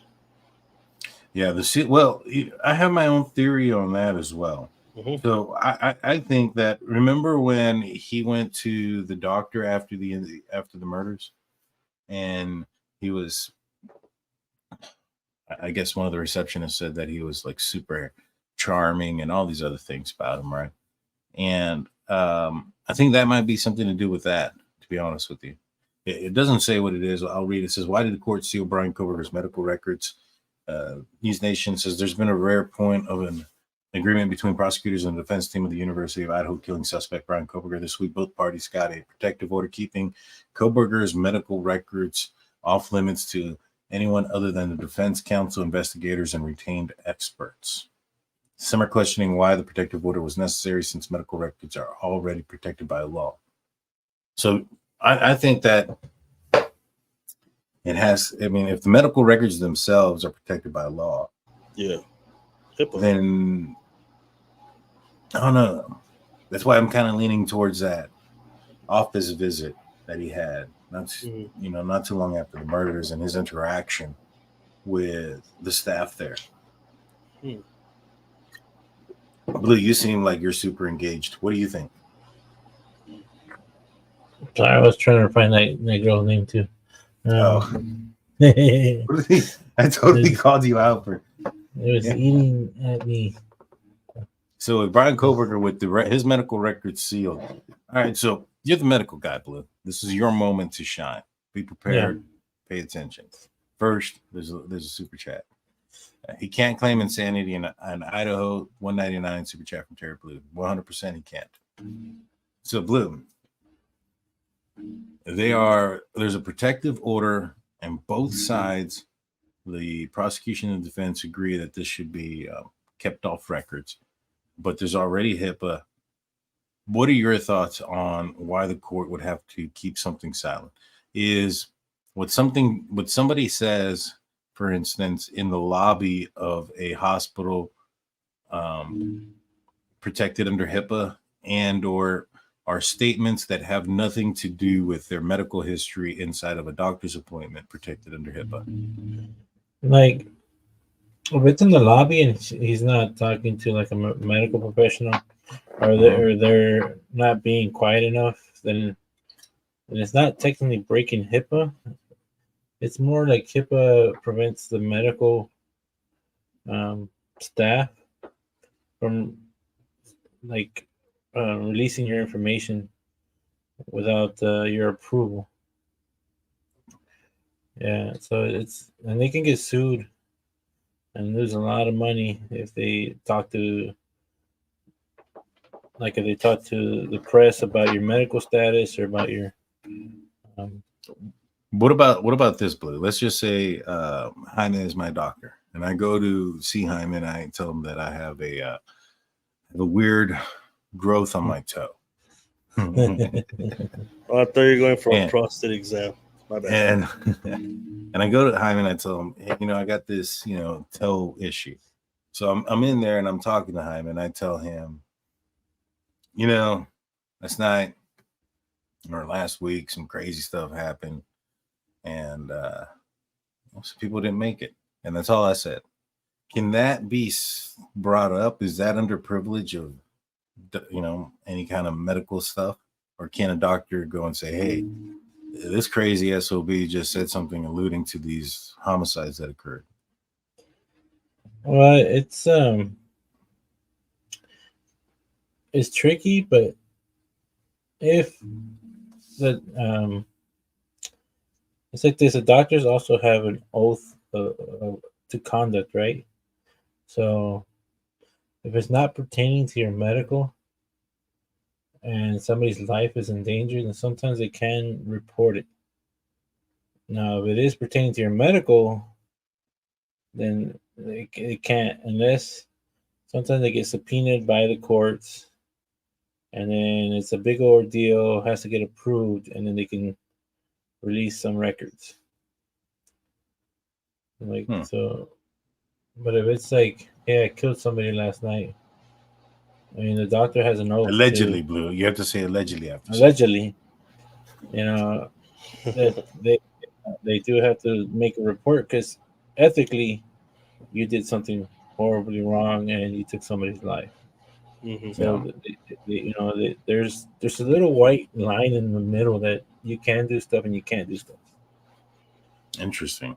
Yeah, I was just kind of curious about that. What's up, huh? Well, I don't think that will be the case. Well, at least I don't think so. You know what I mean? It could be, but for me, I don't think it'll be the case. Just because of the fact that he went through all the trouble not to leave DNA or bring DNA with him, but yet go to a doctor's office and then talk about it. You know what I mean? It just doesn't make sense to me. Maybe what I'm thinking is maybe that the doctor saw some sort of bruising on his arm or some sort of scratch or something that by the time he got arrested, it wasn't, it was already healed up and gone. That could be another avenue that it might be going towards. Yeah, but at that time, because it's like pertaining to his body, it's covered by HIPAA, so it's one of those things where it's kind of hard. But yeah, but it's just his observation of someone's person is under that same. Yeah, because it's supposed to be like covered under a certain guideline where you can't release any information about it. So even if I went in there for or let's just say Bryan Kohberger goes into his doctor's appointment. He has a sprained ankle, and the doctor observes a slash wound to his arm, and the appointment has nothing to do with the slash wound to his arm.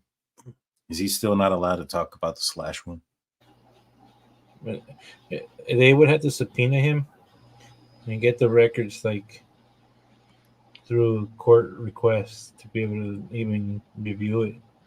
And then if the doctor noted it on his documentation, then that falls under that, right? Yeah.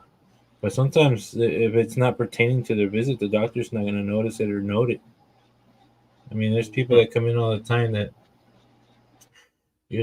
are there for a cough, but the day before they fell off a motorcycle and they're all road rash down the face, and you're like, they're like, I'm here for my cough today. I'm not here for the other thing.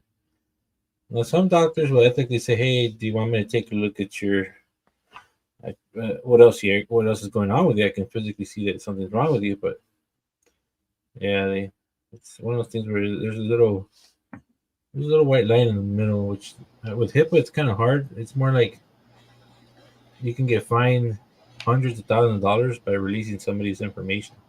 Yeah. That's why at my work, I never say if I met somebody famous or if I met a local artist or rapper or something. I never say that because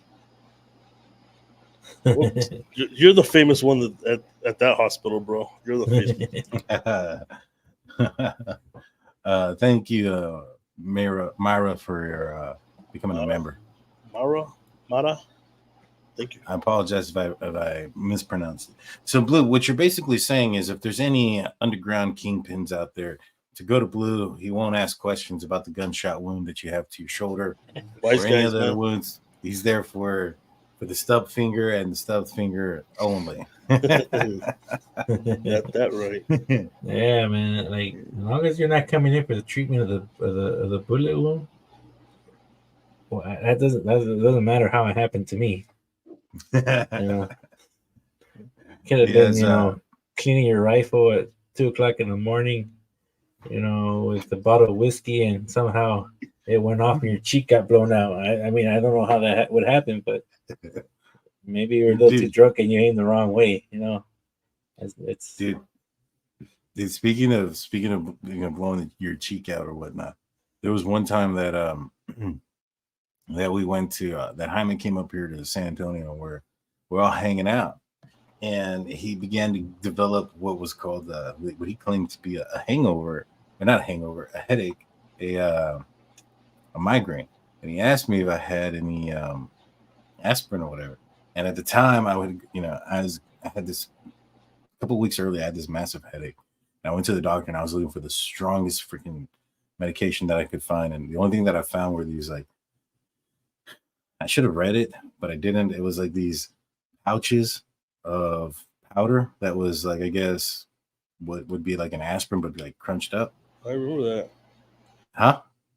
The BC powder? Yeah. And I read it and I didn't read it right. So when I was like, hey, do you have this? And he's like, yeah. And I was like, I think you put it under your tongue. He pours the entire pouch of powder under his tongue. And he just has this like weird sour face. Like, and then I was reading it. It's like, oh, wait, never mind. It says mix in water. That's the last time I ever take any freaking directions from this guy, man. Yeah, so that's why. Oh man, I bet you it tasted nasty, bro. Because even when you mix it in water, it doesn't taste good. Yeah, that shit was like a raw dog. That shit, man. He also gave me he told me, he's like, hey, try this beer, man. It's real good. It was like chocolate or some shit, man. And that thing was the most disgusting thing that I have ever tasted, man. Oh, I don't know where he bought it from, or I think from the depths of hell, maybe. But it was bad. Hey, man, I'll go to the store and I'll see something that I think looks cool. It should taste good. Sometimes it doesn't work out for me. But that powder stuff was freaking hilarious because it was a good amount of powder. And just to be a good friend, I tried it also. Maybe not to the same amount that Jaime did, but I tried a little bit, and man, it like dried up your mouth and stuff. So I couldn't imagine the entire package of powder. Man. It was like having like 4 saltines and shit. It's like probably doing the pizza sticks, putting the whole pizza stick in your mouth. And I was reading it, and he was waiting for me to tell him like how long he was supposed to keep it in his mouth. So he had it in there for like at least 20 seconds. Then I was like, oh, wait, never mind. This says put it in your water. And he was just spitting out like what looked like sand for like a good couple of minutes there. It was hilarious. It was supposed to be, put up with an enema, and you're put it into your tongue. Oh, dude, that would be gross. That would be gross. Snort it. But yeah, then that was the one time that we had headaches, and we tried to get rid of them by taking some extra strength aspirin. We took the wrong ones. Shit happens. Dude, that was freaking hilarious, man.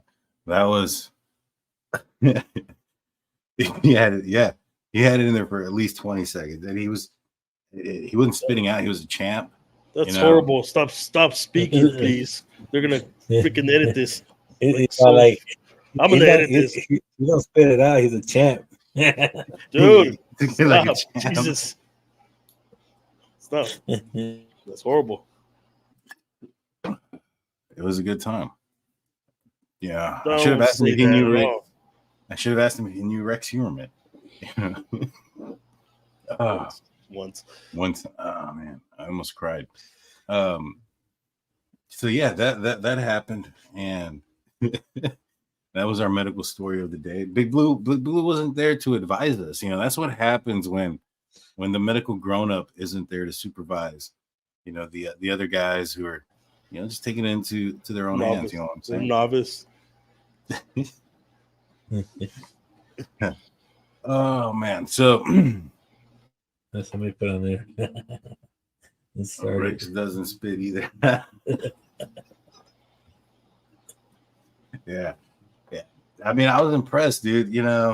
It was impressive. It was impressive. It should have been on some sort of Olympics. But what do you guys think? Going back into candy cane. Oh, dude, yeah, Dude, I made that candy cane my bitch. dude. We should have put some of that powder on that candy cane. And that spectator. Showing some strength. That spectator. Oh man, that's hilarious. So what do you guys think? Getting back, going full circle, and then we'll just kind of talk some shit afterwards. But with Kohberger, his aunt coming forward, you guys think there's any validity to that? I think so. I think there's, like you said, there's always some truth in everything. I mean, she would get him flight out there, right? A couple of times. Yeah. And, well, him and the family itself, or his family. But like, I think there's also cases where relatives come out and they want to say whatever they can just to get some recognition out there. I don't know if this might be the case, but it kind of just, when she says that she feels like he's gonna be found guilty, it kind of has that validity to it. Yeah. Yeah, because I think if it was a Karen aunt, it would be like, no, he's innocent. He was a nice guy. I known him my whole life. But this one's like, no, I think he did it. He was a black sheep of the family, allegedly. Yeah. So I think she wants her 15 minutes of fame. That's a good comment here. Holly says, if it is his aunt. Report said his alleged aunt. Yeah. So what does that mean? Does that mean that it's probably aunt through marriage? How distant is this person? I don't know. But everyone. My aunt's name is Dora, so I know what you're talking about, man. Dude, that's true, man. Always on the bad side, and that's probably the comment of the day. Shout out to my tia Dora. Yeah. The ones that tell it to you even if you don't like to hear the truth. That's true, man. That's great, man. That's my wife. They tell you like what that part of your body where you're insecure about. That's where they hit you, man. That's where they hit you. Sadie says, I enjoy good company and conversation here. Thank you. We appreciate you. Thank you. Welcome. So Jaime, we were talking on Wednesday, me and Blue, about times that we've been bamboozled. Big Blue apparently was bamboozled by an attractive lady at the corner of the street, looking like a damsel in distress. He goes to help her, and he's surrounded by church-going individuals trying to convert Blue to Christianity. And he felt bamboozled in that situation. For me, I was a little bit younger. Me and my buddies, when I was growing up, we lived in the what I call it, projects, the project side of town, and I had some homies of mine that were possibly into some things they shouldn't have been into. And well, anyways, this guy on a lowrider car pulls up, tells us, "Hey, do you guys like rap music?" And we're like, "Are you stereotyping us? Because if you are, you're absolutely right." And and he's like, "Well, we're having a concert." And long story short, we go to this concert. I was probably like, what? Was it how old are you in 6th grade? No, it was not D-Rock, but it was you're what, 12, 11 years old. I think we're like 5th, 6th grade at the time. And we go to the Civic Center, and it ends up being a Christian rap concert, and they're trying to save us. And my friend Roland, who showed up like super loked out cholo style, he had the lokes on, the dickies, the flannel with one button at the top, bandana around his head. I mean, super gangster. He was ready to to crip walk on anybody. And he ended up getting saved. I mean, good for him. We couldn't find him at the end. They were praying over him, but we got bamboozled. We liked it. I mean, I'm a Christian. It is what it is. But have you ever been bamboozled in a similar way? Not in that aspect itself, because both of y'all church, right? Like people with church, right? Or wasn't Blue Bamboozled. Yeah. The trip tour. Well, mine wasn't. I haven't been bamboozled because like I don't go to church. I don't. Well, you know what? I'm not saying my personal beliefs on here, but I did get catfish once. So that counts, right? Are you Odinism? Did you believe? We've been talking about this whole time, and we've had an expert amongst us. Right? Lord, what's it called? I did get bamboozled once. I went on a date with A guy, like a blind date with one of my friends, like cousins or some shit. Can't remember. And I mean, I got bamboozled hard, man. Was it one of those situations like in Friday when, you know, Chris is talking and the girl's like, I'm like, you have to say Jackson. anymore. Yeah. Yeah. And like big worm. Like and like, man, like I eat a lot, man. I eat a lot, but my wallet was crying after that day, man. Like after that dinner, man, I was like, what? We still gotta go to a movie after this? We went to the movies and like I was like, why anything from the concession stand? They're like, like, get some popcorn. Like I went and I'm like, I had no money, like I didn't have enough cash on me, right? So I was like, I went back, I was like, oh, they ran out of popcorn. Fucking movie theater running out of popcorn. Yeah, I was like, luckily for me, like those seats didn't have that armrest where like it moves. Yeah, there's that barrier. Yeah, that was the time I got bamboozled. Dude, Never talked to that guy. I never talked to that friend again. Dude, I got bamboozled out here. Not so much bamboozled. I wouldn't say that, but I got tricked. And here's how it happened. So when I first moved to, well, kind of, but when I first moved to San Antonio, I didn't know anybody, obviously, right? So I ended up, I can't remember. I think I made some friends with some military folks, and they were telling me about this app called like Meet Me app, and on there you had a bunch of like different categories where, I did a airsoft pistol game. They had some people meeting up for that. There was a Cards of Humanity type of event that was going on.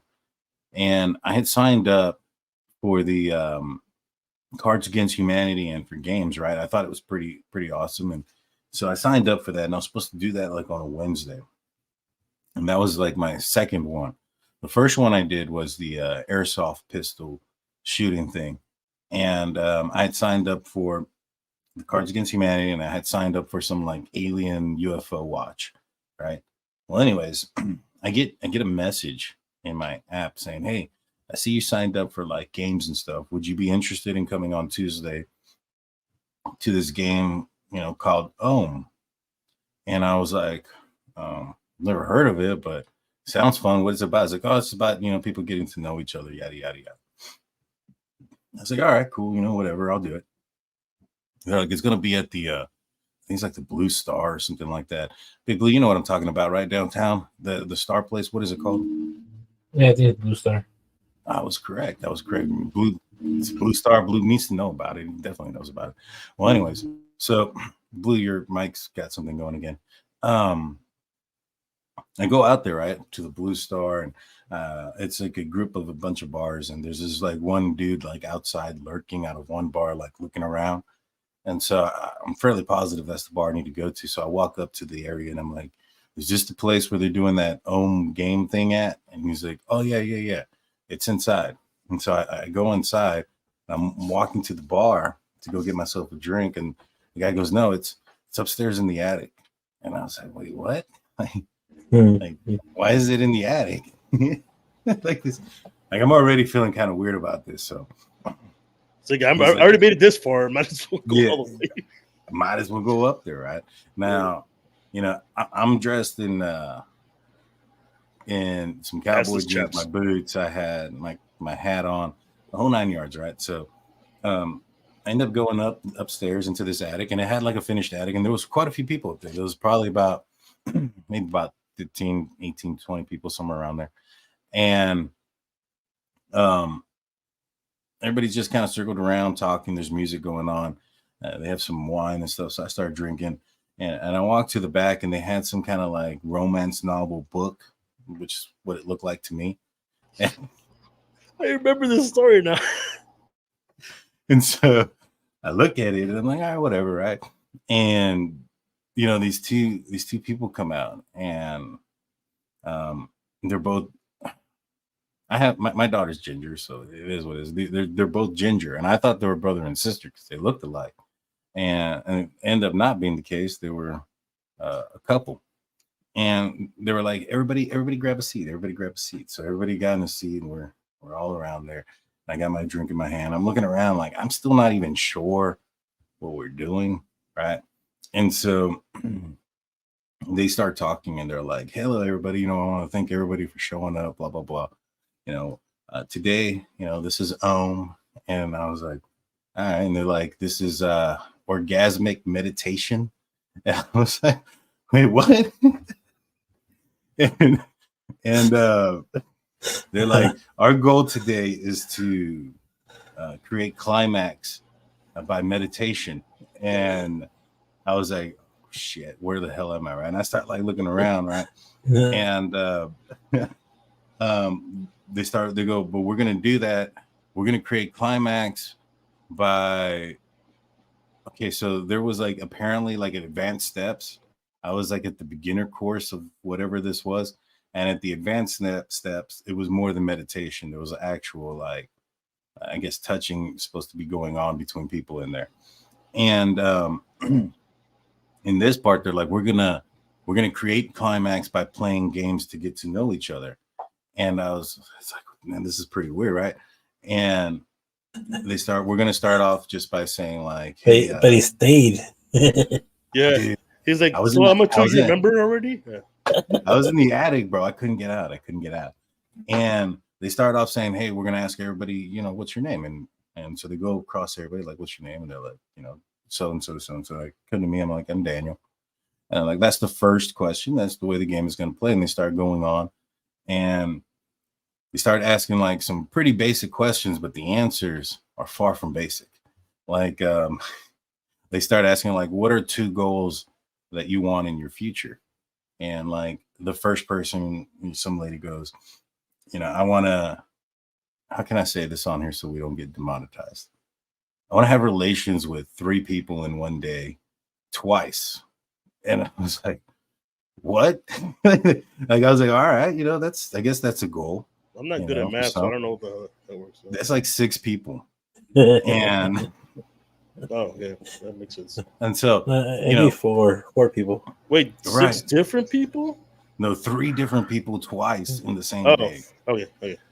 Okay, so Blue, you're getting hot and heavy in here, man. I can see like a reflection going on. Laughing, bro. His glasses are fogging up. He's like dumping water on himself. Right. So then the next person's like, I want to be able to do this and be open in my relationship. And this other person, they come to me and I'm like, I want to have a good retirement and a good portfolio going forward with my my life and finances. And I wasn't prepared to answer these type of questions, right? And there was like me, and there was this other dude who was like pretty quiet, right? And I think the instructors realized that, and they were like, those are the scary ones. No, I know. And they were like, everybody raise your hand, because you had to raise your hand. Oh, there was another game where you raise your hand and you start asking questions amongst people, right? And people were raising their hand and doing all this other stuff, and I didn't really have a question to ask anybody.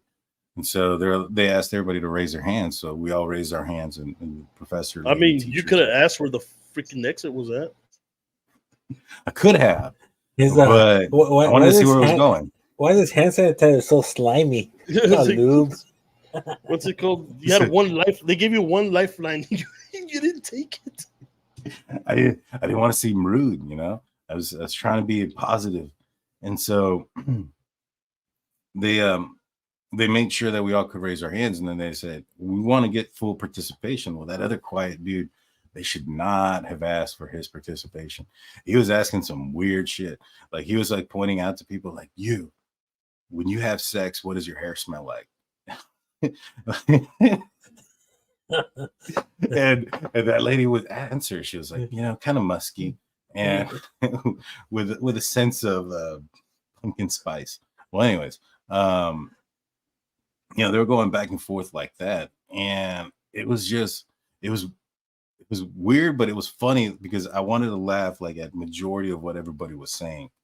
But I didn't, despite what you guys may think, I didn't go back again. That was my first and only time.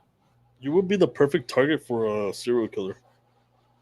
Dude, I would have, because I totally just kind of fell in there. Like somebody could have, I could have been a victim.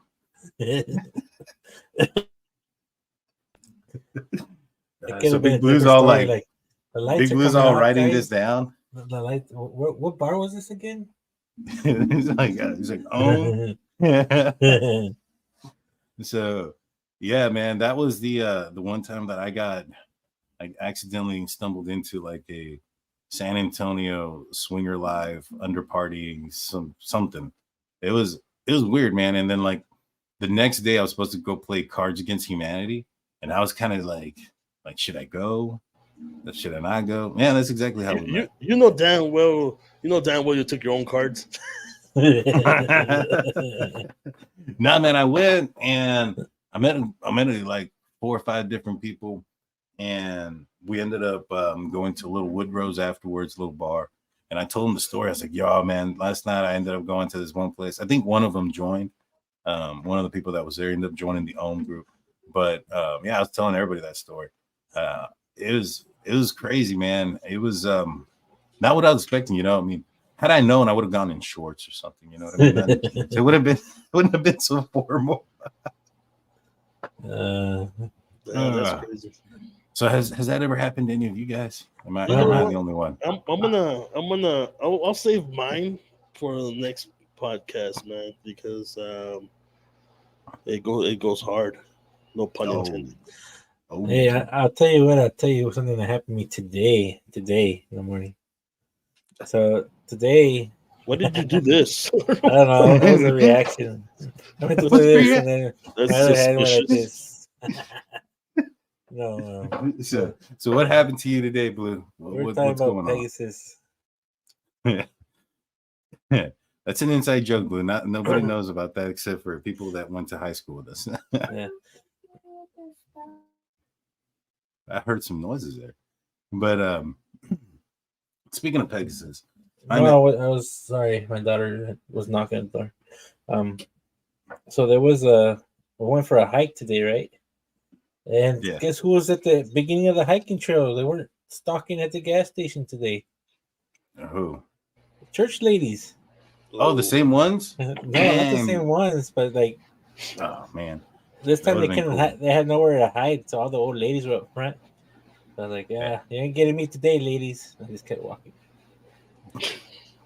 Plus, I was with my girlfriend. I didn't want to talk to them. You power walked.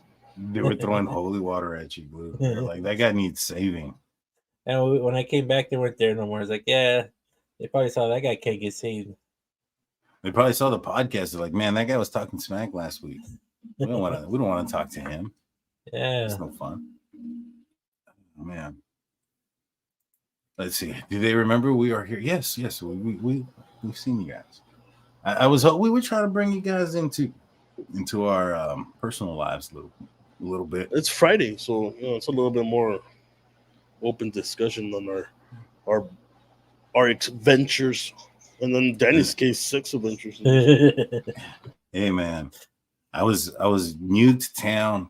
I came from a small village where there was none of this, nonsense. Everything was Amish. and they try to corrupt me, man. I mean, what can I say?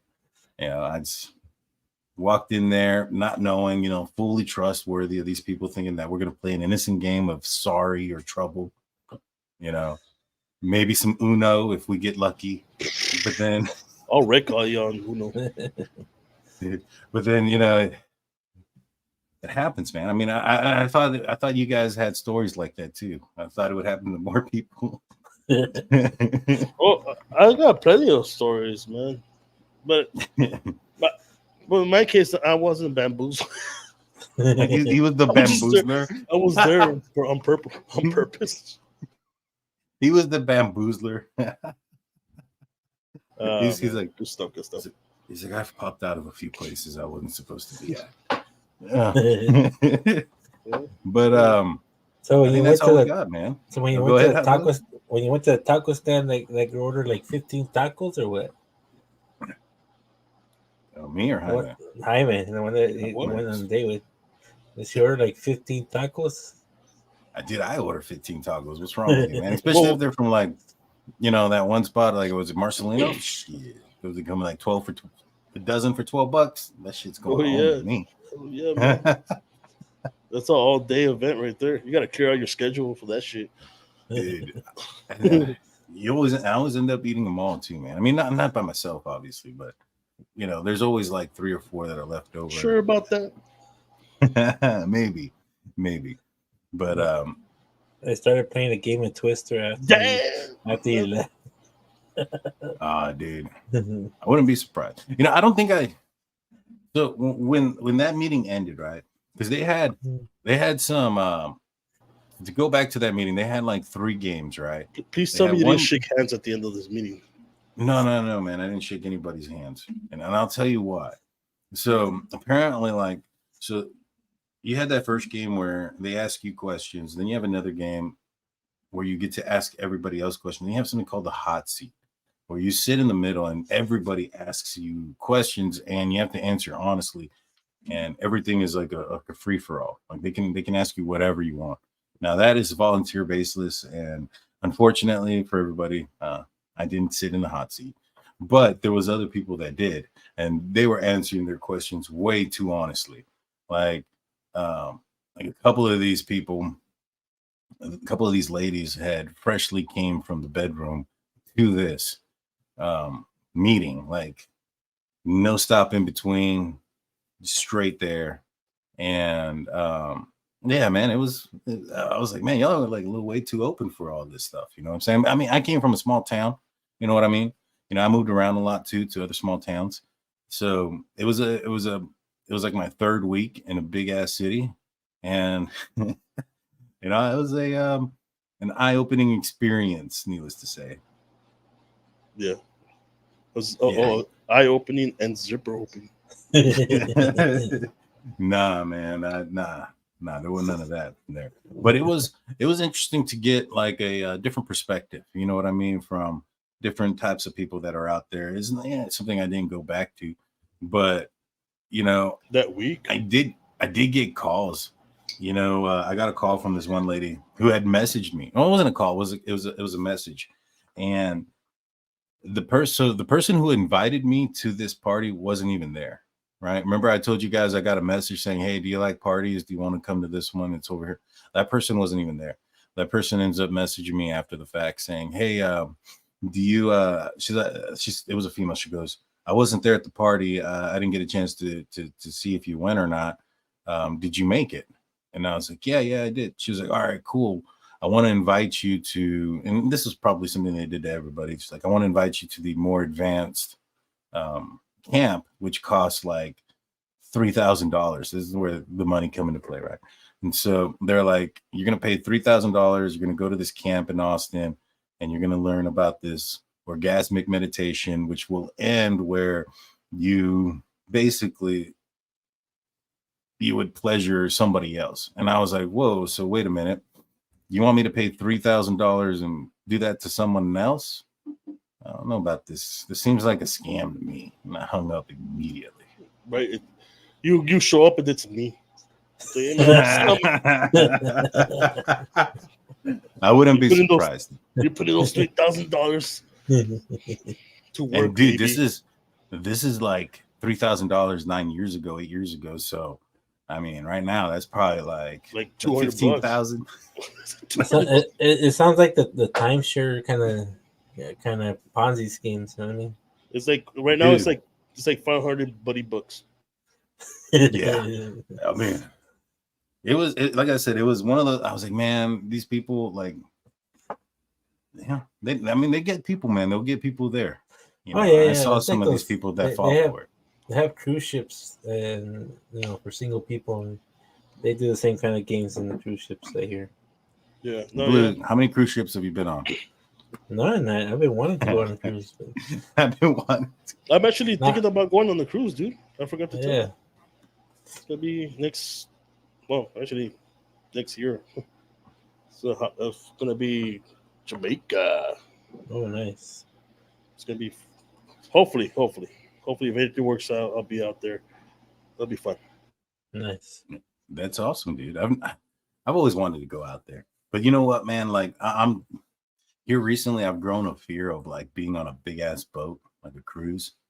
You know, just because of these like videos that are out there about like the waves and stuff. You know, so I'm kind of like, you know,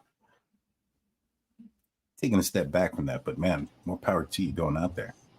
Don't get bit by, dude. I saw this one video. This guy goes and he's trying to pull a fish out of the ocean, and a freaking shark grabs him, a hammerhead. Yeah, I saw this shit. Nasty. Hey, that's true, man. It's like, so you won't pay $3,000 to do it to someone else, but you will pay $3,000 for someone to do it to you. I ain't paying anything. I ain't paying anything. That's $2,000 laying around. Yeah, you guys know this is recorded and this could be used against people. Paying for sex is a bad thing. It is a very bad thing. Yeah. I don't even pay for Pornhub. But yeah, man, that was my first week in San Antonio. You know, I mean, it don't get any better than that. That's what I thought 210 was all about. You know, and I realized in that moment why Big Blue moved immediately after high school to San Antonio. No, it took me a year. It took me a year to get up here, but that's when I moved up here. And the first thing I did was go to, like, the first event that I went to was Fiesta. I went to Nyosa, which is college night, and I was like 19, and I was drunk as heck downtown. Were you in college? No. Well, not at that time. I was going to technical school. You weren't supposed to be in there. So it was crazy because we started I used to work construction, right? And a lot of the guys were like, wait, Blue. Why do you do this? I work construction, and then kind of. I gotta show my muscles. No, you didn't show your muscles. You were cupping something there. Oh. Redo that again. I used to work construction, right? And we went to Fiesta, and then we pre-gamed because I was like, man, I'm not 21 yet. They're not gonna sell me beer. They're gonna probably put a band on my arm or an X or something. And so my buddy's like, oh, we'll pre-game at the house, and then we'll take off. So we pre-gamed. I probably had like 5 shots before I left, and a beer. And then we went over there, and they weren't marking people's wrists with X's, but they were checking IDs when you were buying beer. So I would just give my money to my buddy to buy the beer. And I think we all were buying rounds. I think we ended up buying like probably 10 rounds each. It was close to like $250, man, each. There was like 4 of us. Why all your stories end up like you could be criminally charged? I don't know. That's because I don't get caught, man. But I almost did. That's what I'm trying to get to. I'm trying to get to that part. Okay. So, but here's the crazy part. So I was drinking all night, and we had stacks of cups. You know, at Fiesta, the ghetto thing to do is to walk around with the stacks of cups, right? I probably had like 10, 15 cups because that's how many I drank that night. So I had to go to the restroom. I had to pee bad, but I didn't want to get public intoxication or anything, right? So I was walking by the porta potty line, and I saw there was a bunch of porta potties and one open, but nobody went for it. So I was like, all right, I'll go for it. And I opened it and I went to the restroom. Well, people that were in line that were probably waiting like 20 minutes got pissed because I couldn't line. And they started kicking the door, right? Well, they were all too drunk that they didn't realize it wasn't my door. So I walked down. I was like, what the hell's wrong? It's like, well, you couldn't line, so they're kicking that guy's door. I'm like, all right. So I just kept walking, right? And that was back then when we had crappy phone service, right? I lost my friend, and he gave me a ride down there. So I was drunk downtown, underage, roaming around for like 30 minutes trying to find the car. I didn't know where I was. Like, And then I dropped my phone right in front of a police officer. And you know how hard it is to pick up your phone after that many drinks? I was surprised I didn't fall on my face. Let's be honest. At 19, you look like you were 30, bro. I did. Oh my gosh, dude! I remember one time I went to Brenham, Texas, somewhere around there, out there near College Station, and I ended up going to this one party in the middle of freaking nowhere, dude, and crazy ass place, dude. But I met some cool people, and then like, well, that story's too long to get into. But while I was out there, we ended up going to this festival, right? I think it was Chili Fest or something like that out in College Station, and we were outside of city limits for a good distance, right? And my buddy had driven out there, and we had gotten loaded, like super loaded. And this is when I was a kid. I was probably like 19 years old also, and stupid and immature, right? So I got loaded, and my buddy Colt, he's like, "Hey, do you mind going back into town and getting some more booze?" And I was like, "Yeah, I didn't plan on going back into town, so I've gotten pretty jacked up." He's like, "Oh, you'll be fine. It's just a straight shot. So I was like, all right. I was probably not in the best mindset for the judgment there, making that judgment call. So I said, all right. So I took the keys to his truck, and I'm walking back, and I'm like, all right, well, he has a lift and some bigger tires, and I know he didn't calibrate his truck, so I'm going to drive 5 miles under the speed limit to be safe. And I'm walking, and I'm thinking, and the next thing I know, I trip, dude. I fucking fall flat on my face. My cowboy hat bends off nasty, and I'm like, man, I'm too drunk. I think I tripped over a body. And turned around, and it was a body, but she was alive. She was just somebody drunk. Her boyfriend was like, "People are tripping over you." And I was like, all right, so I'm not that fucked up. That actually happened. So I got up, I drove back into town, and went to this one spot that they didn't check IDs or whatever. Got the beer, went back. And I told Colt, and I was like, dude, that's the last time I do this shit, man. I freaking trip, ruined my hat. I thought I was tripping over bodies.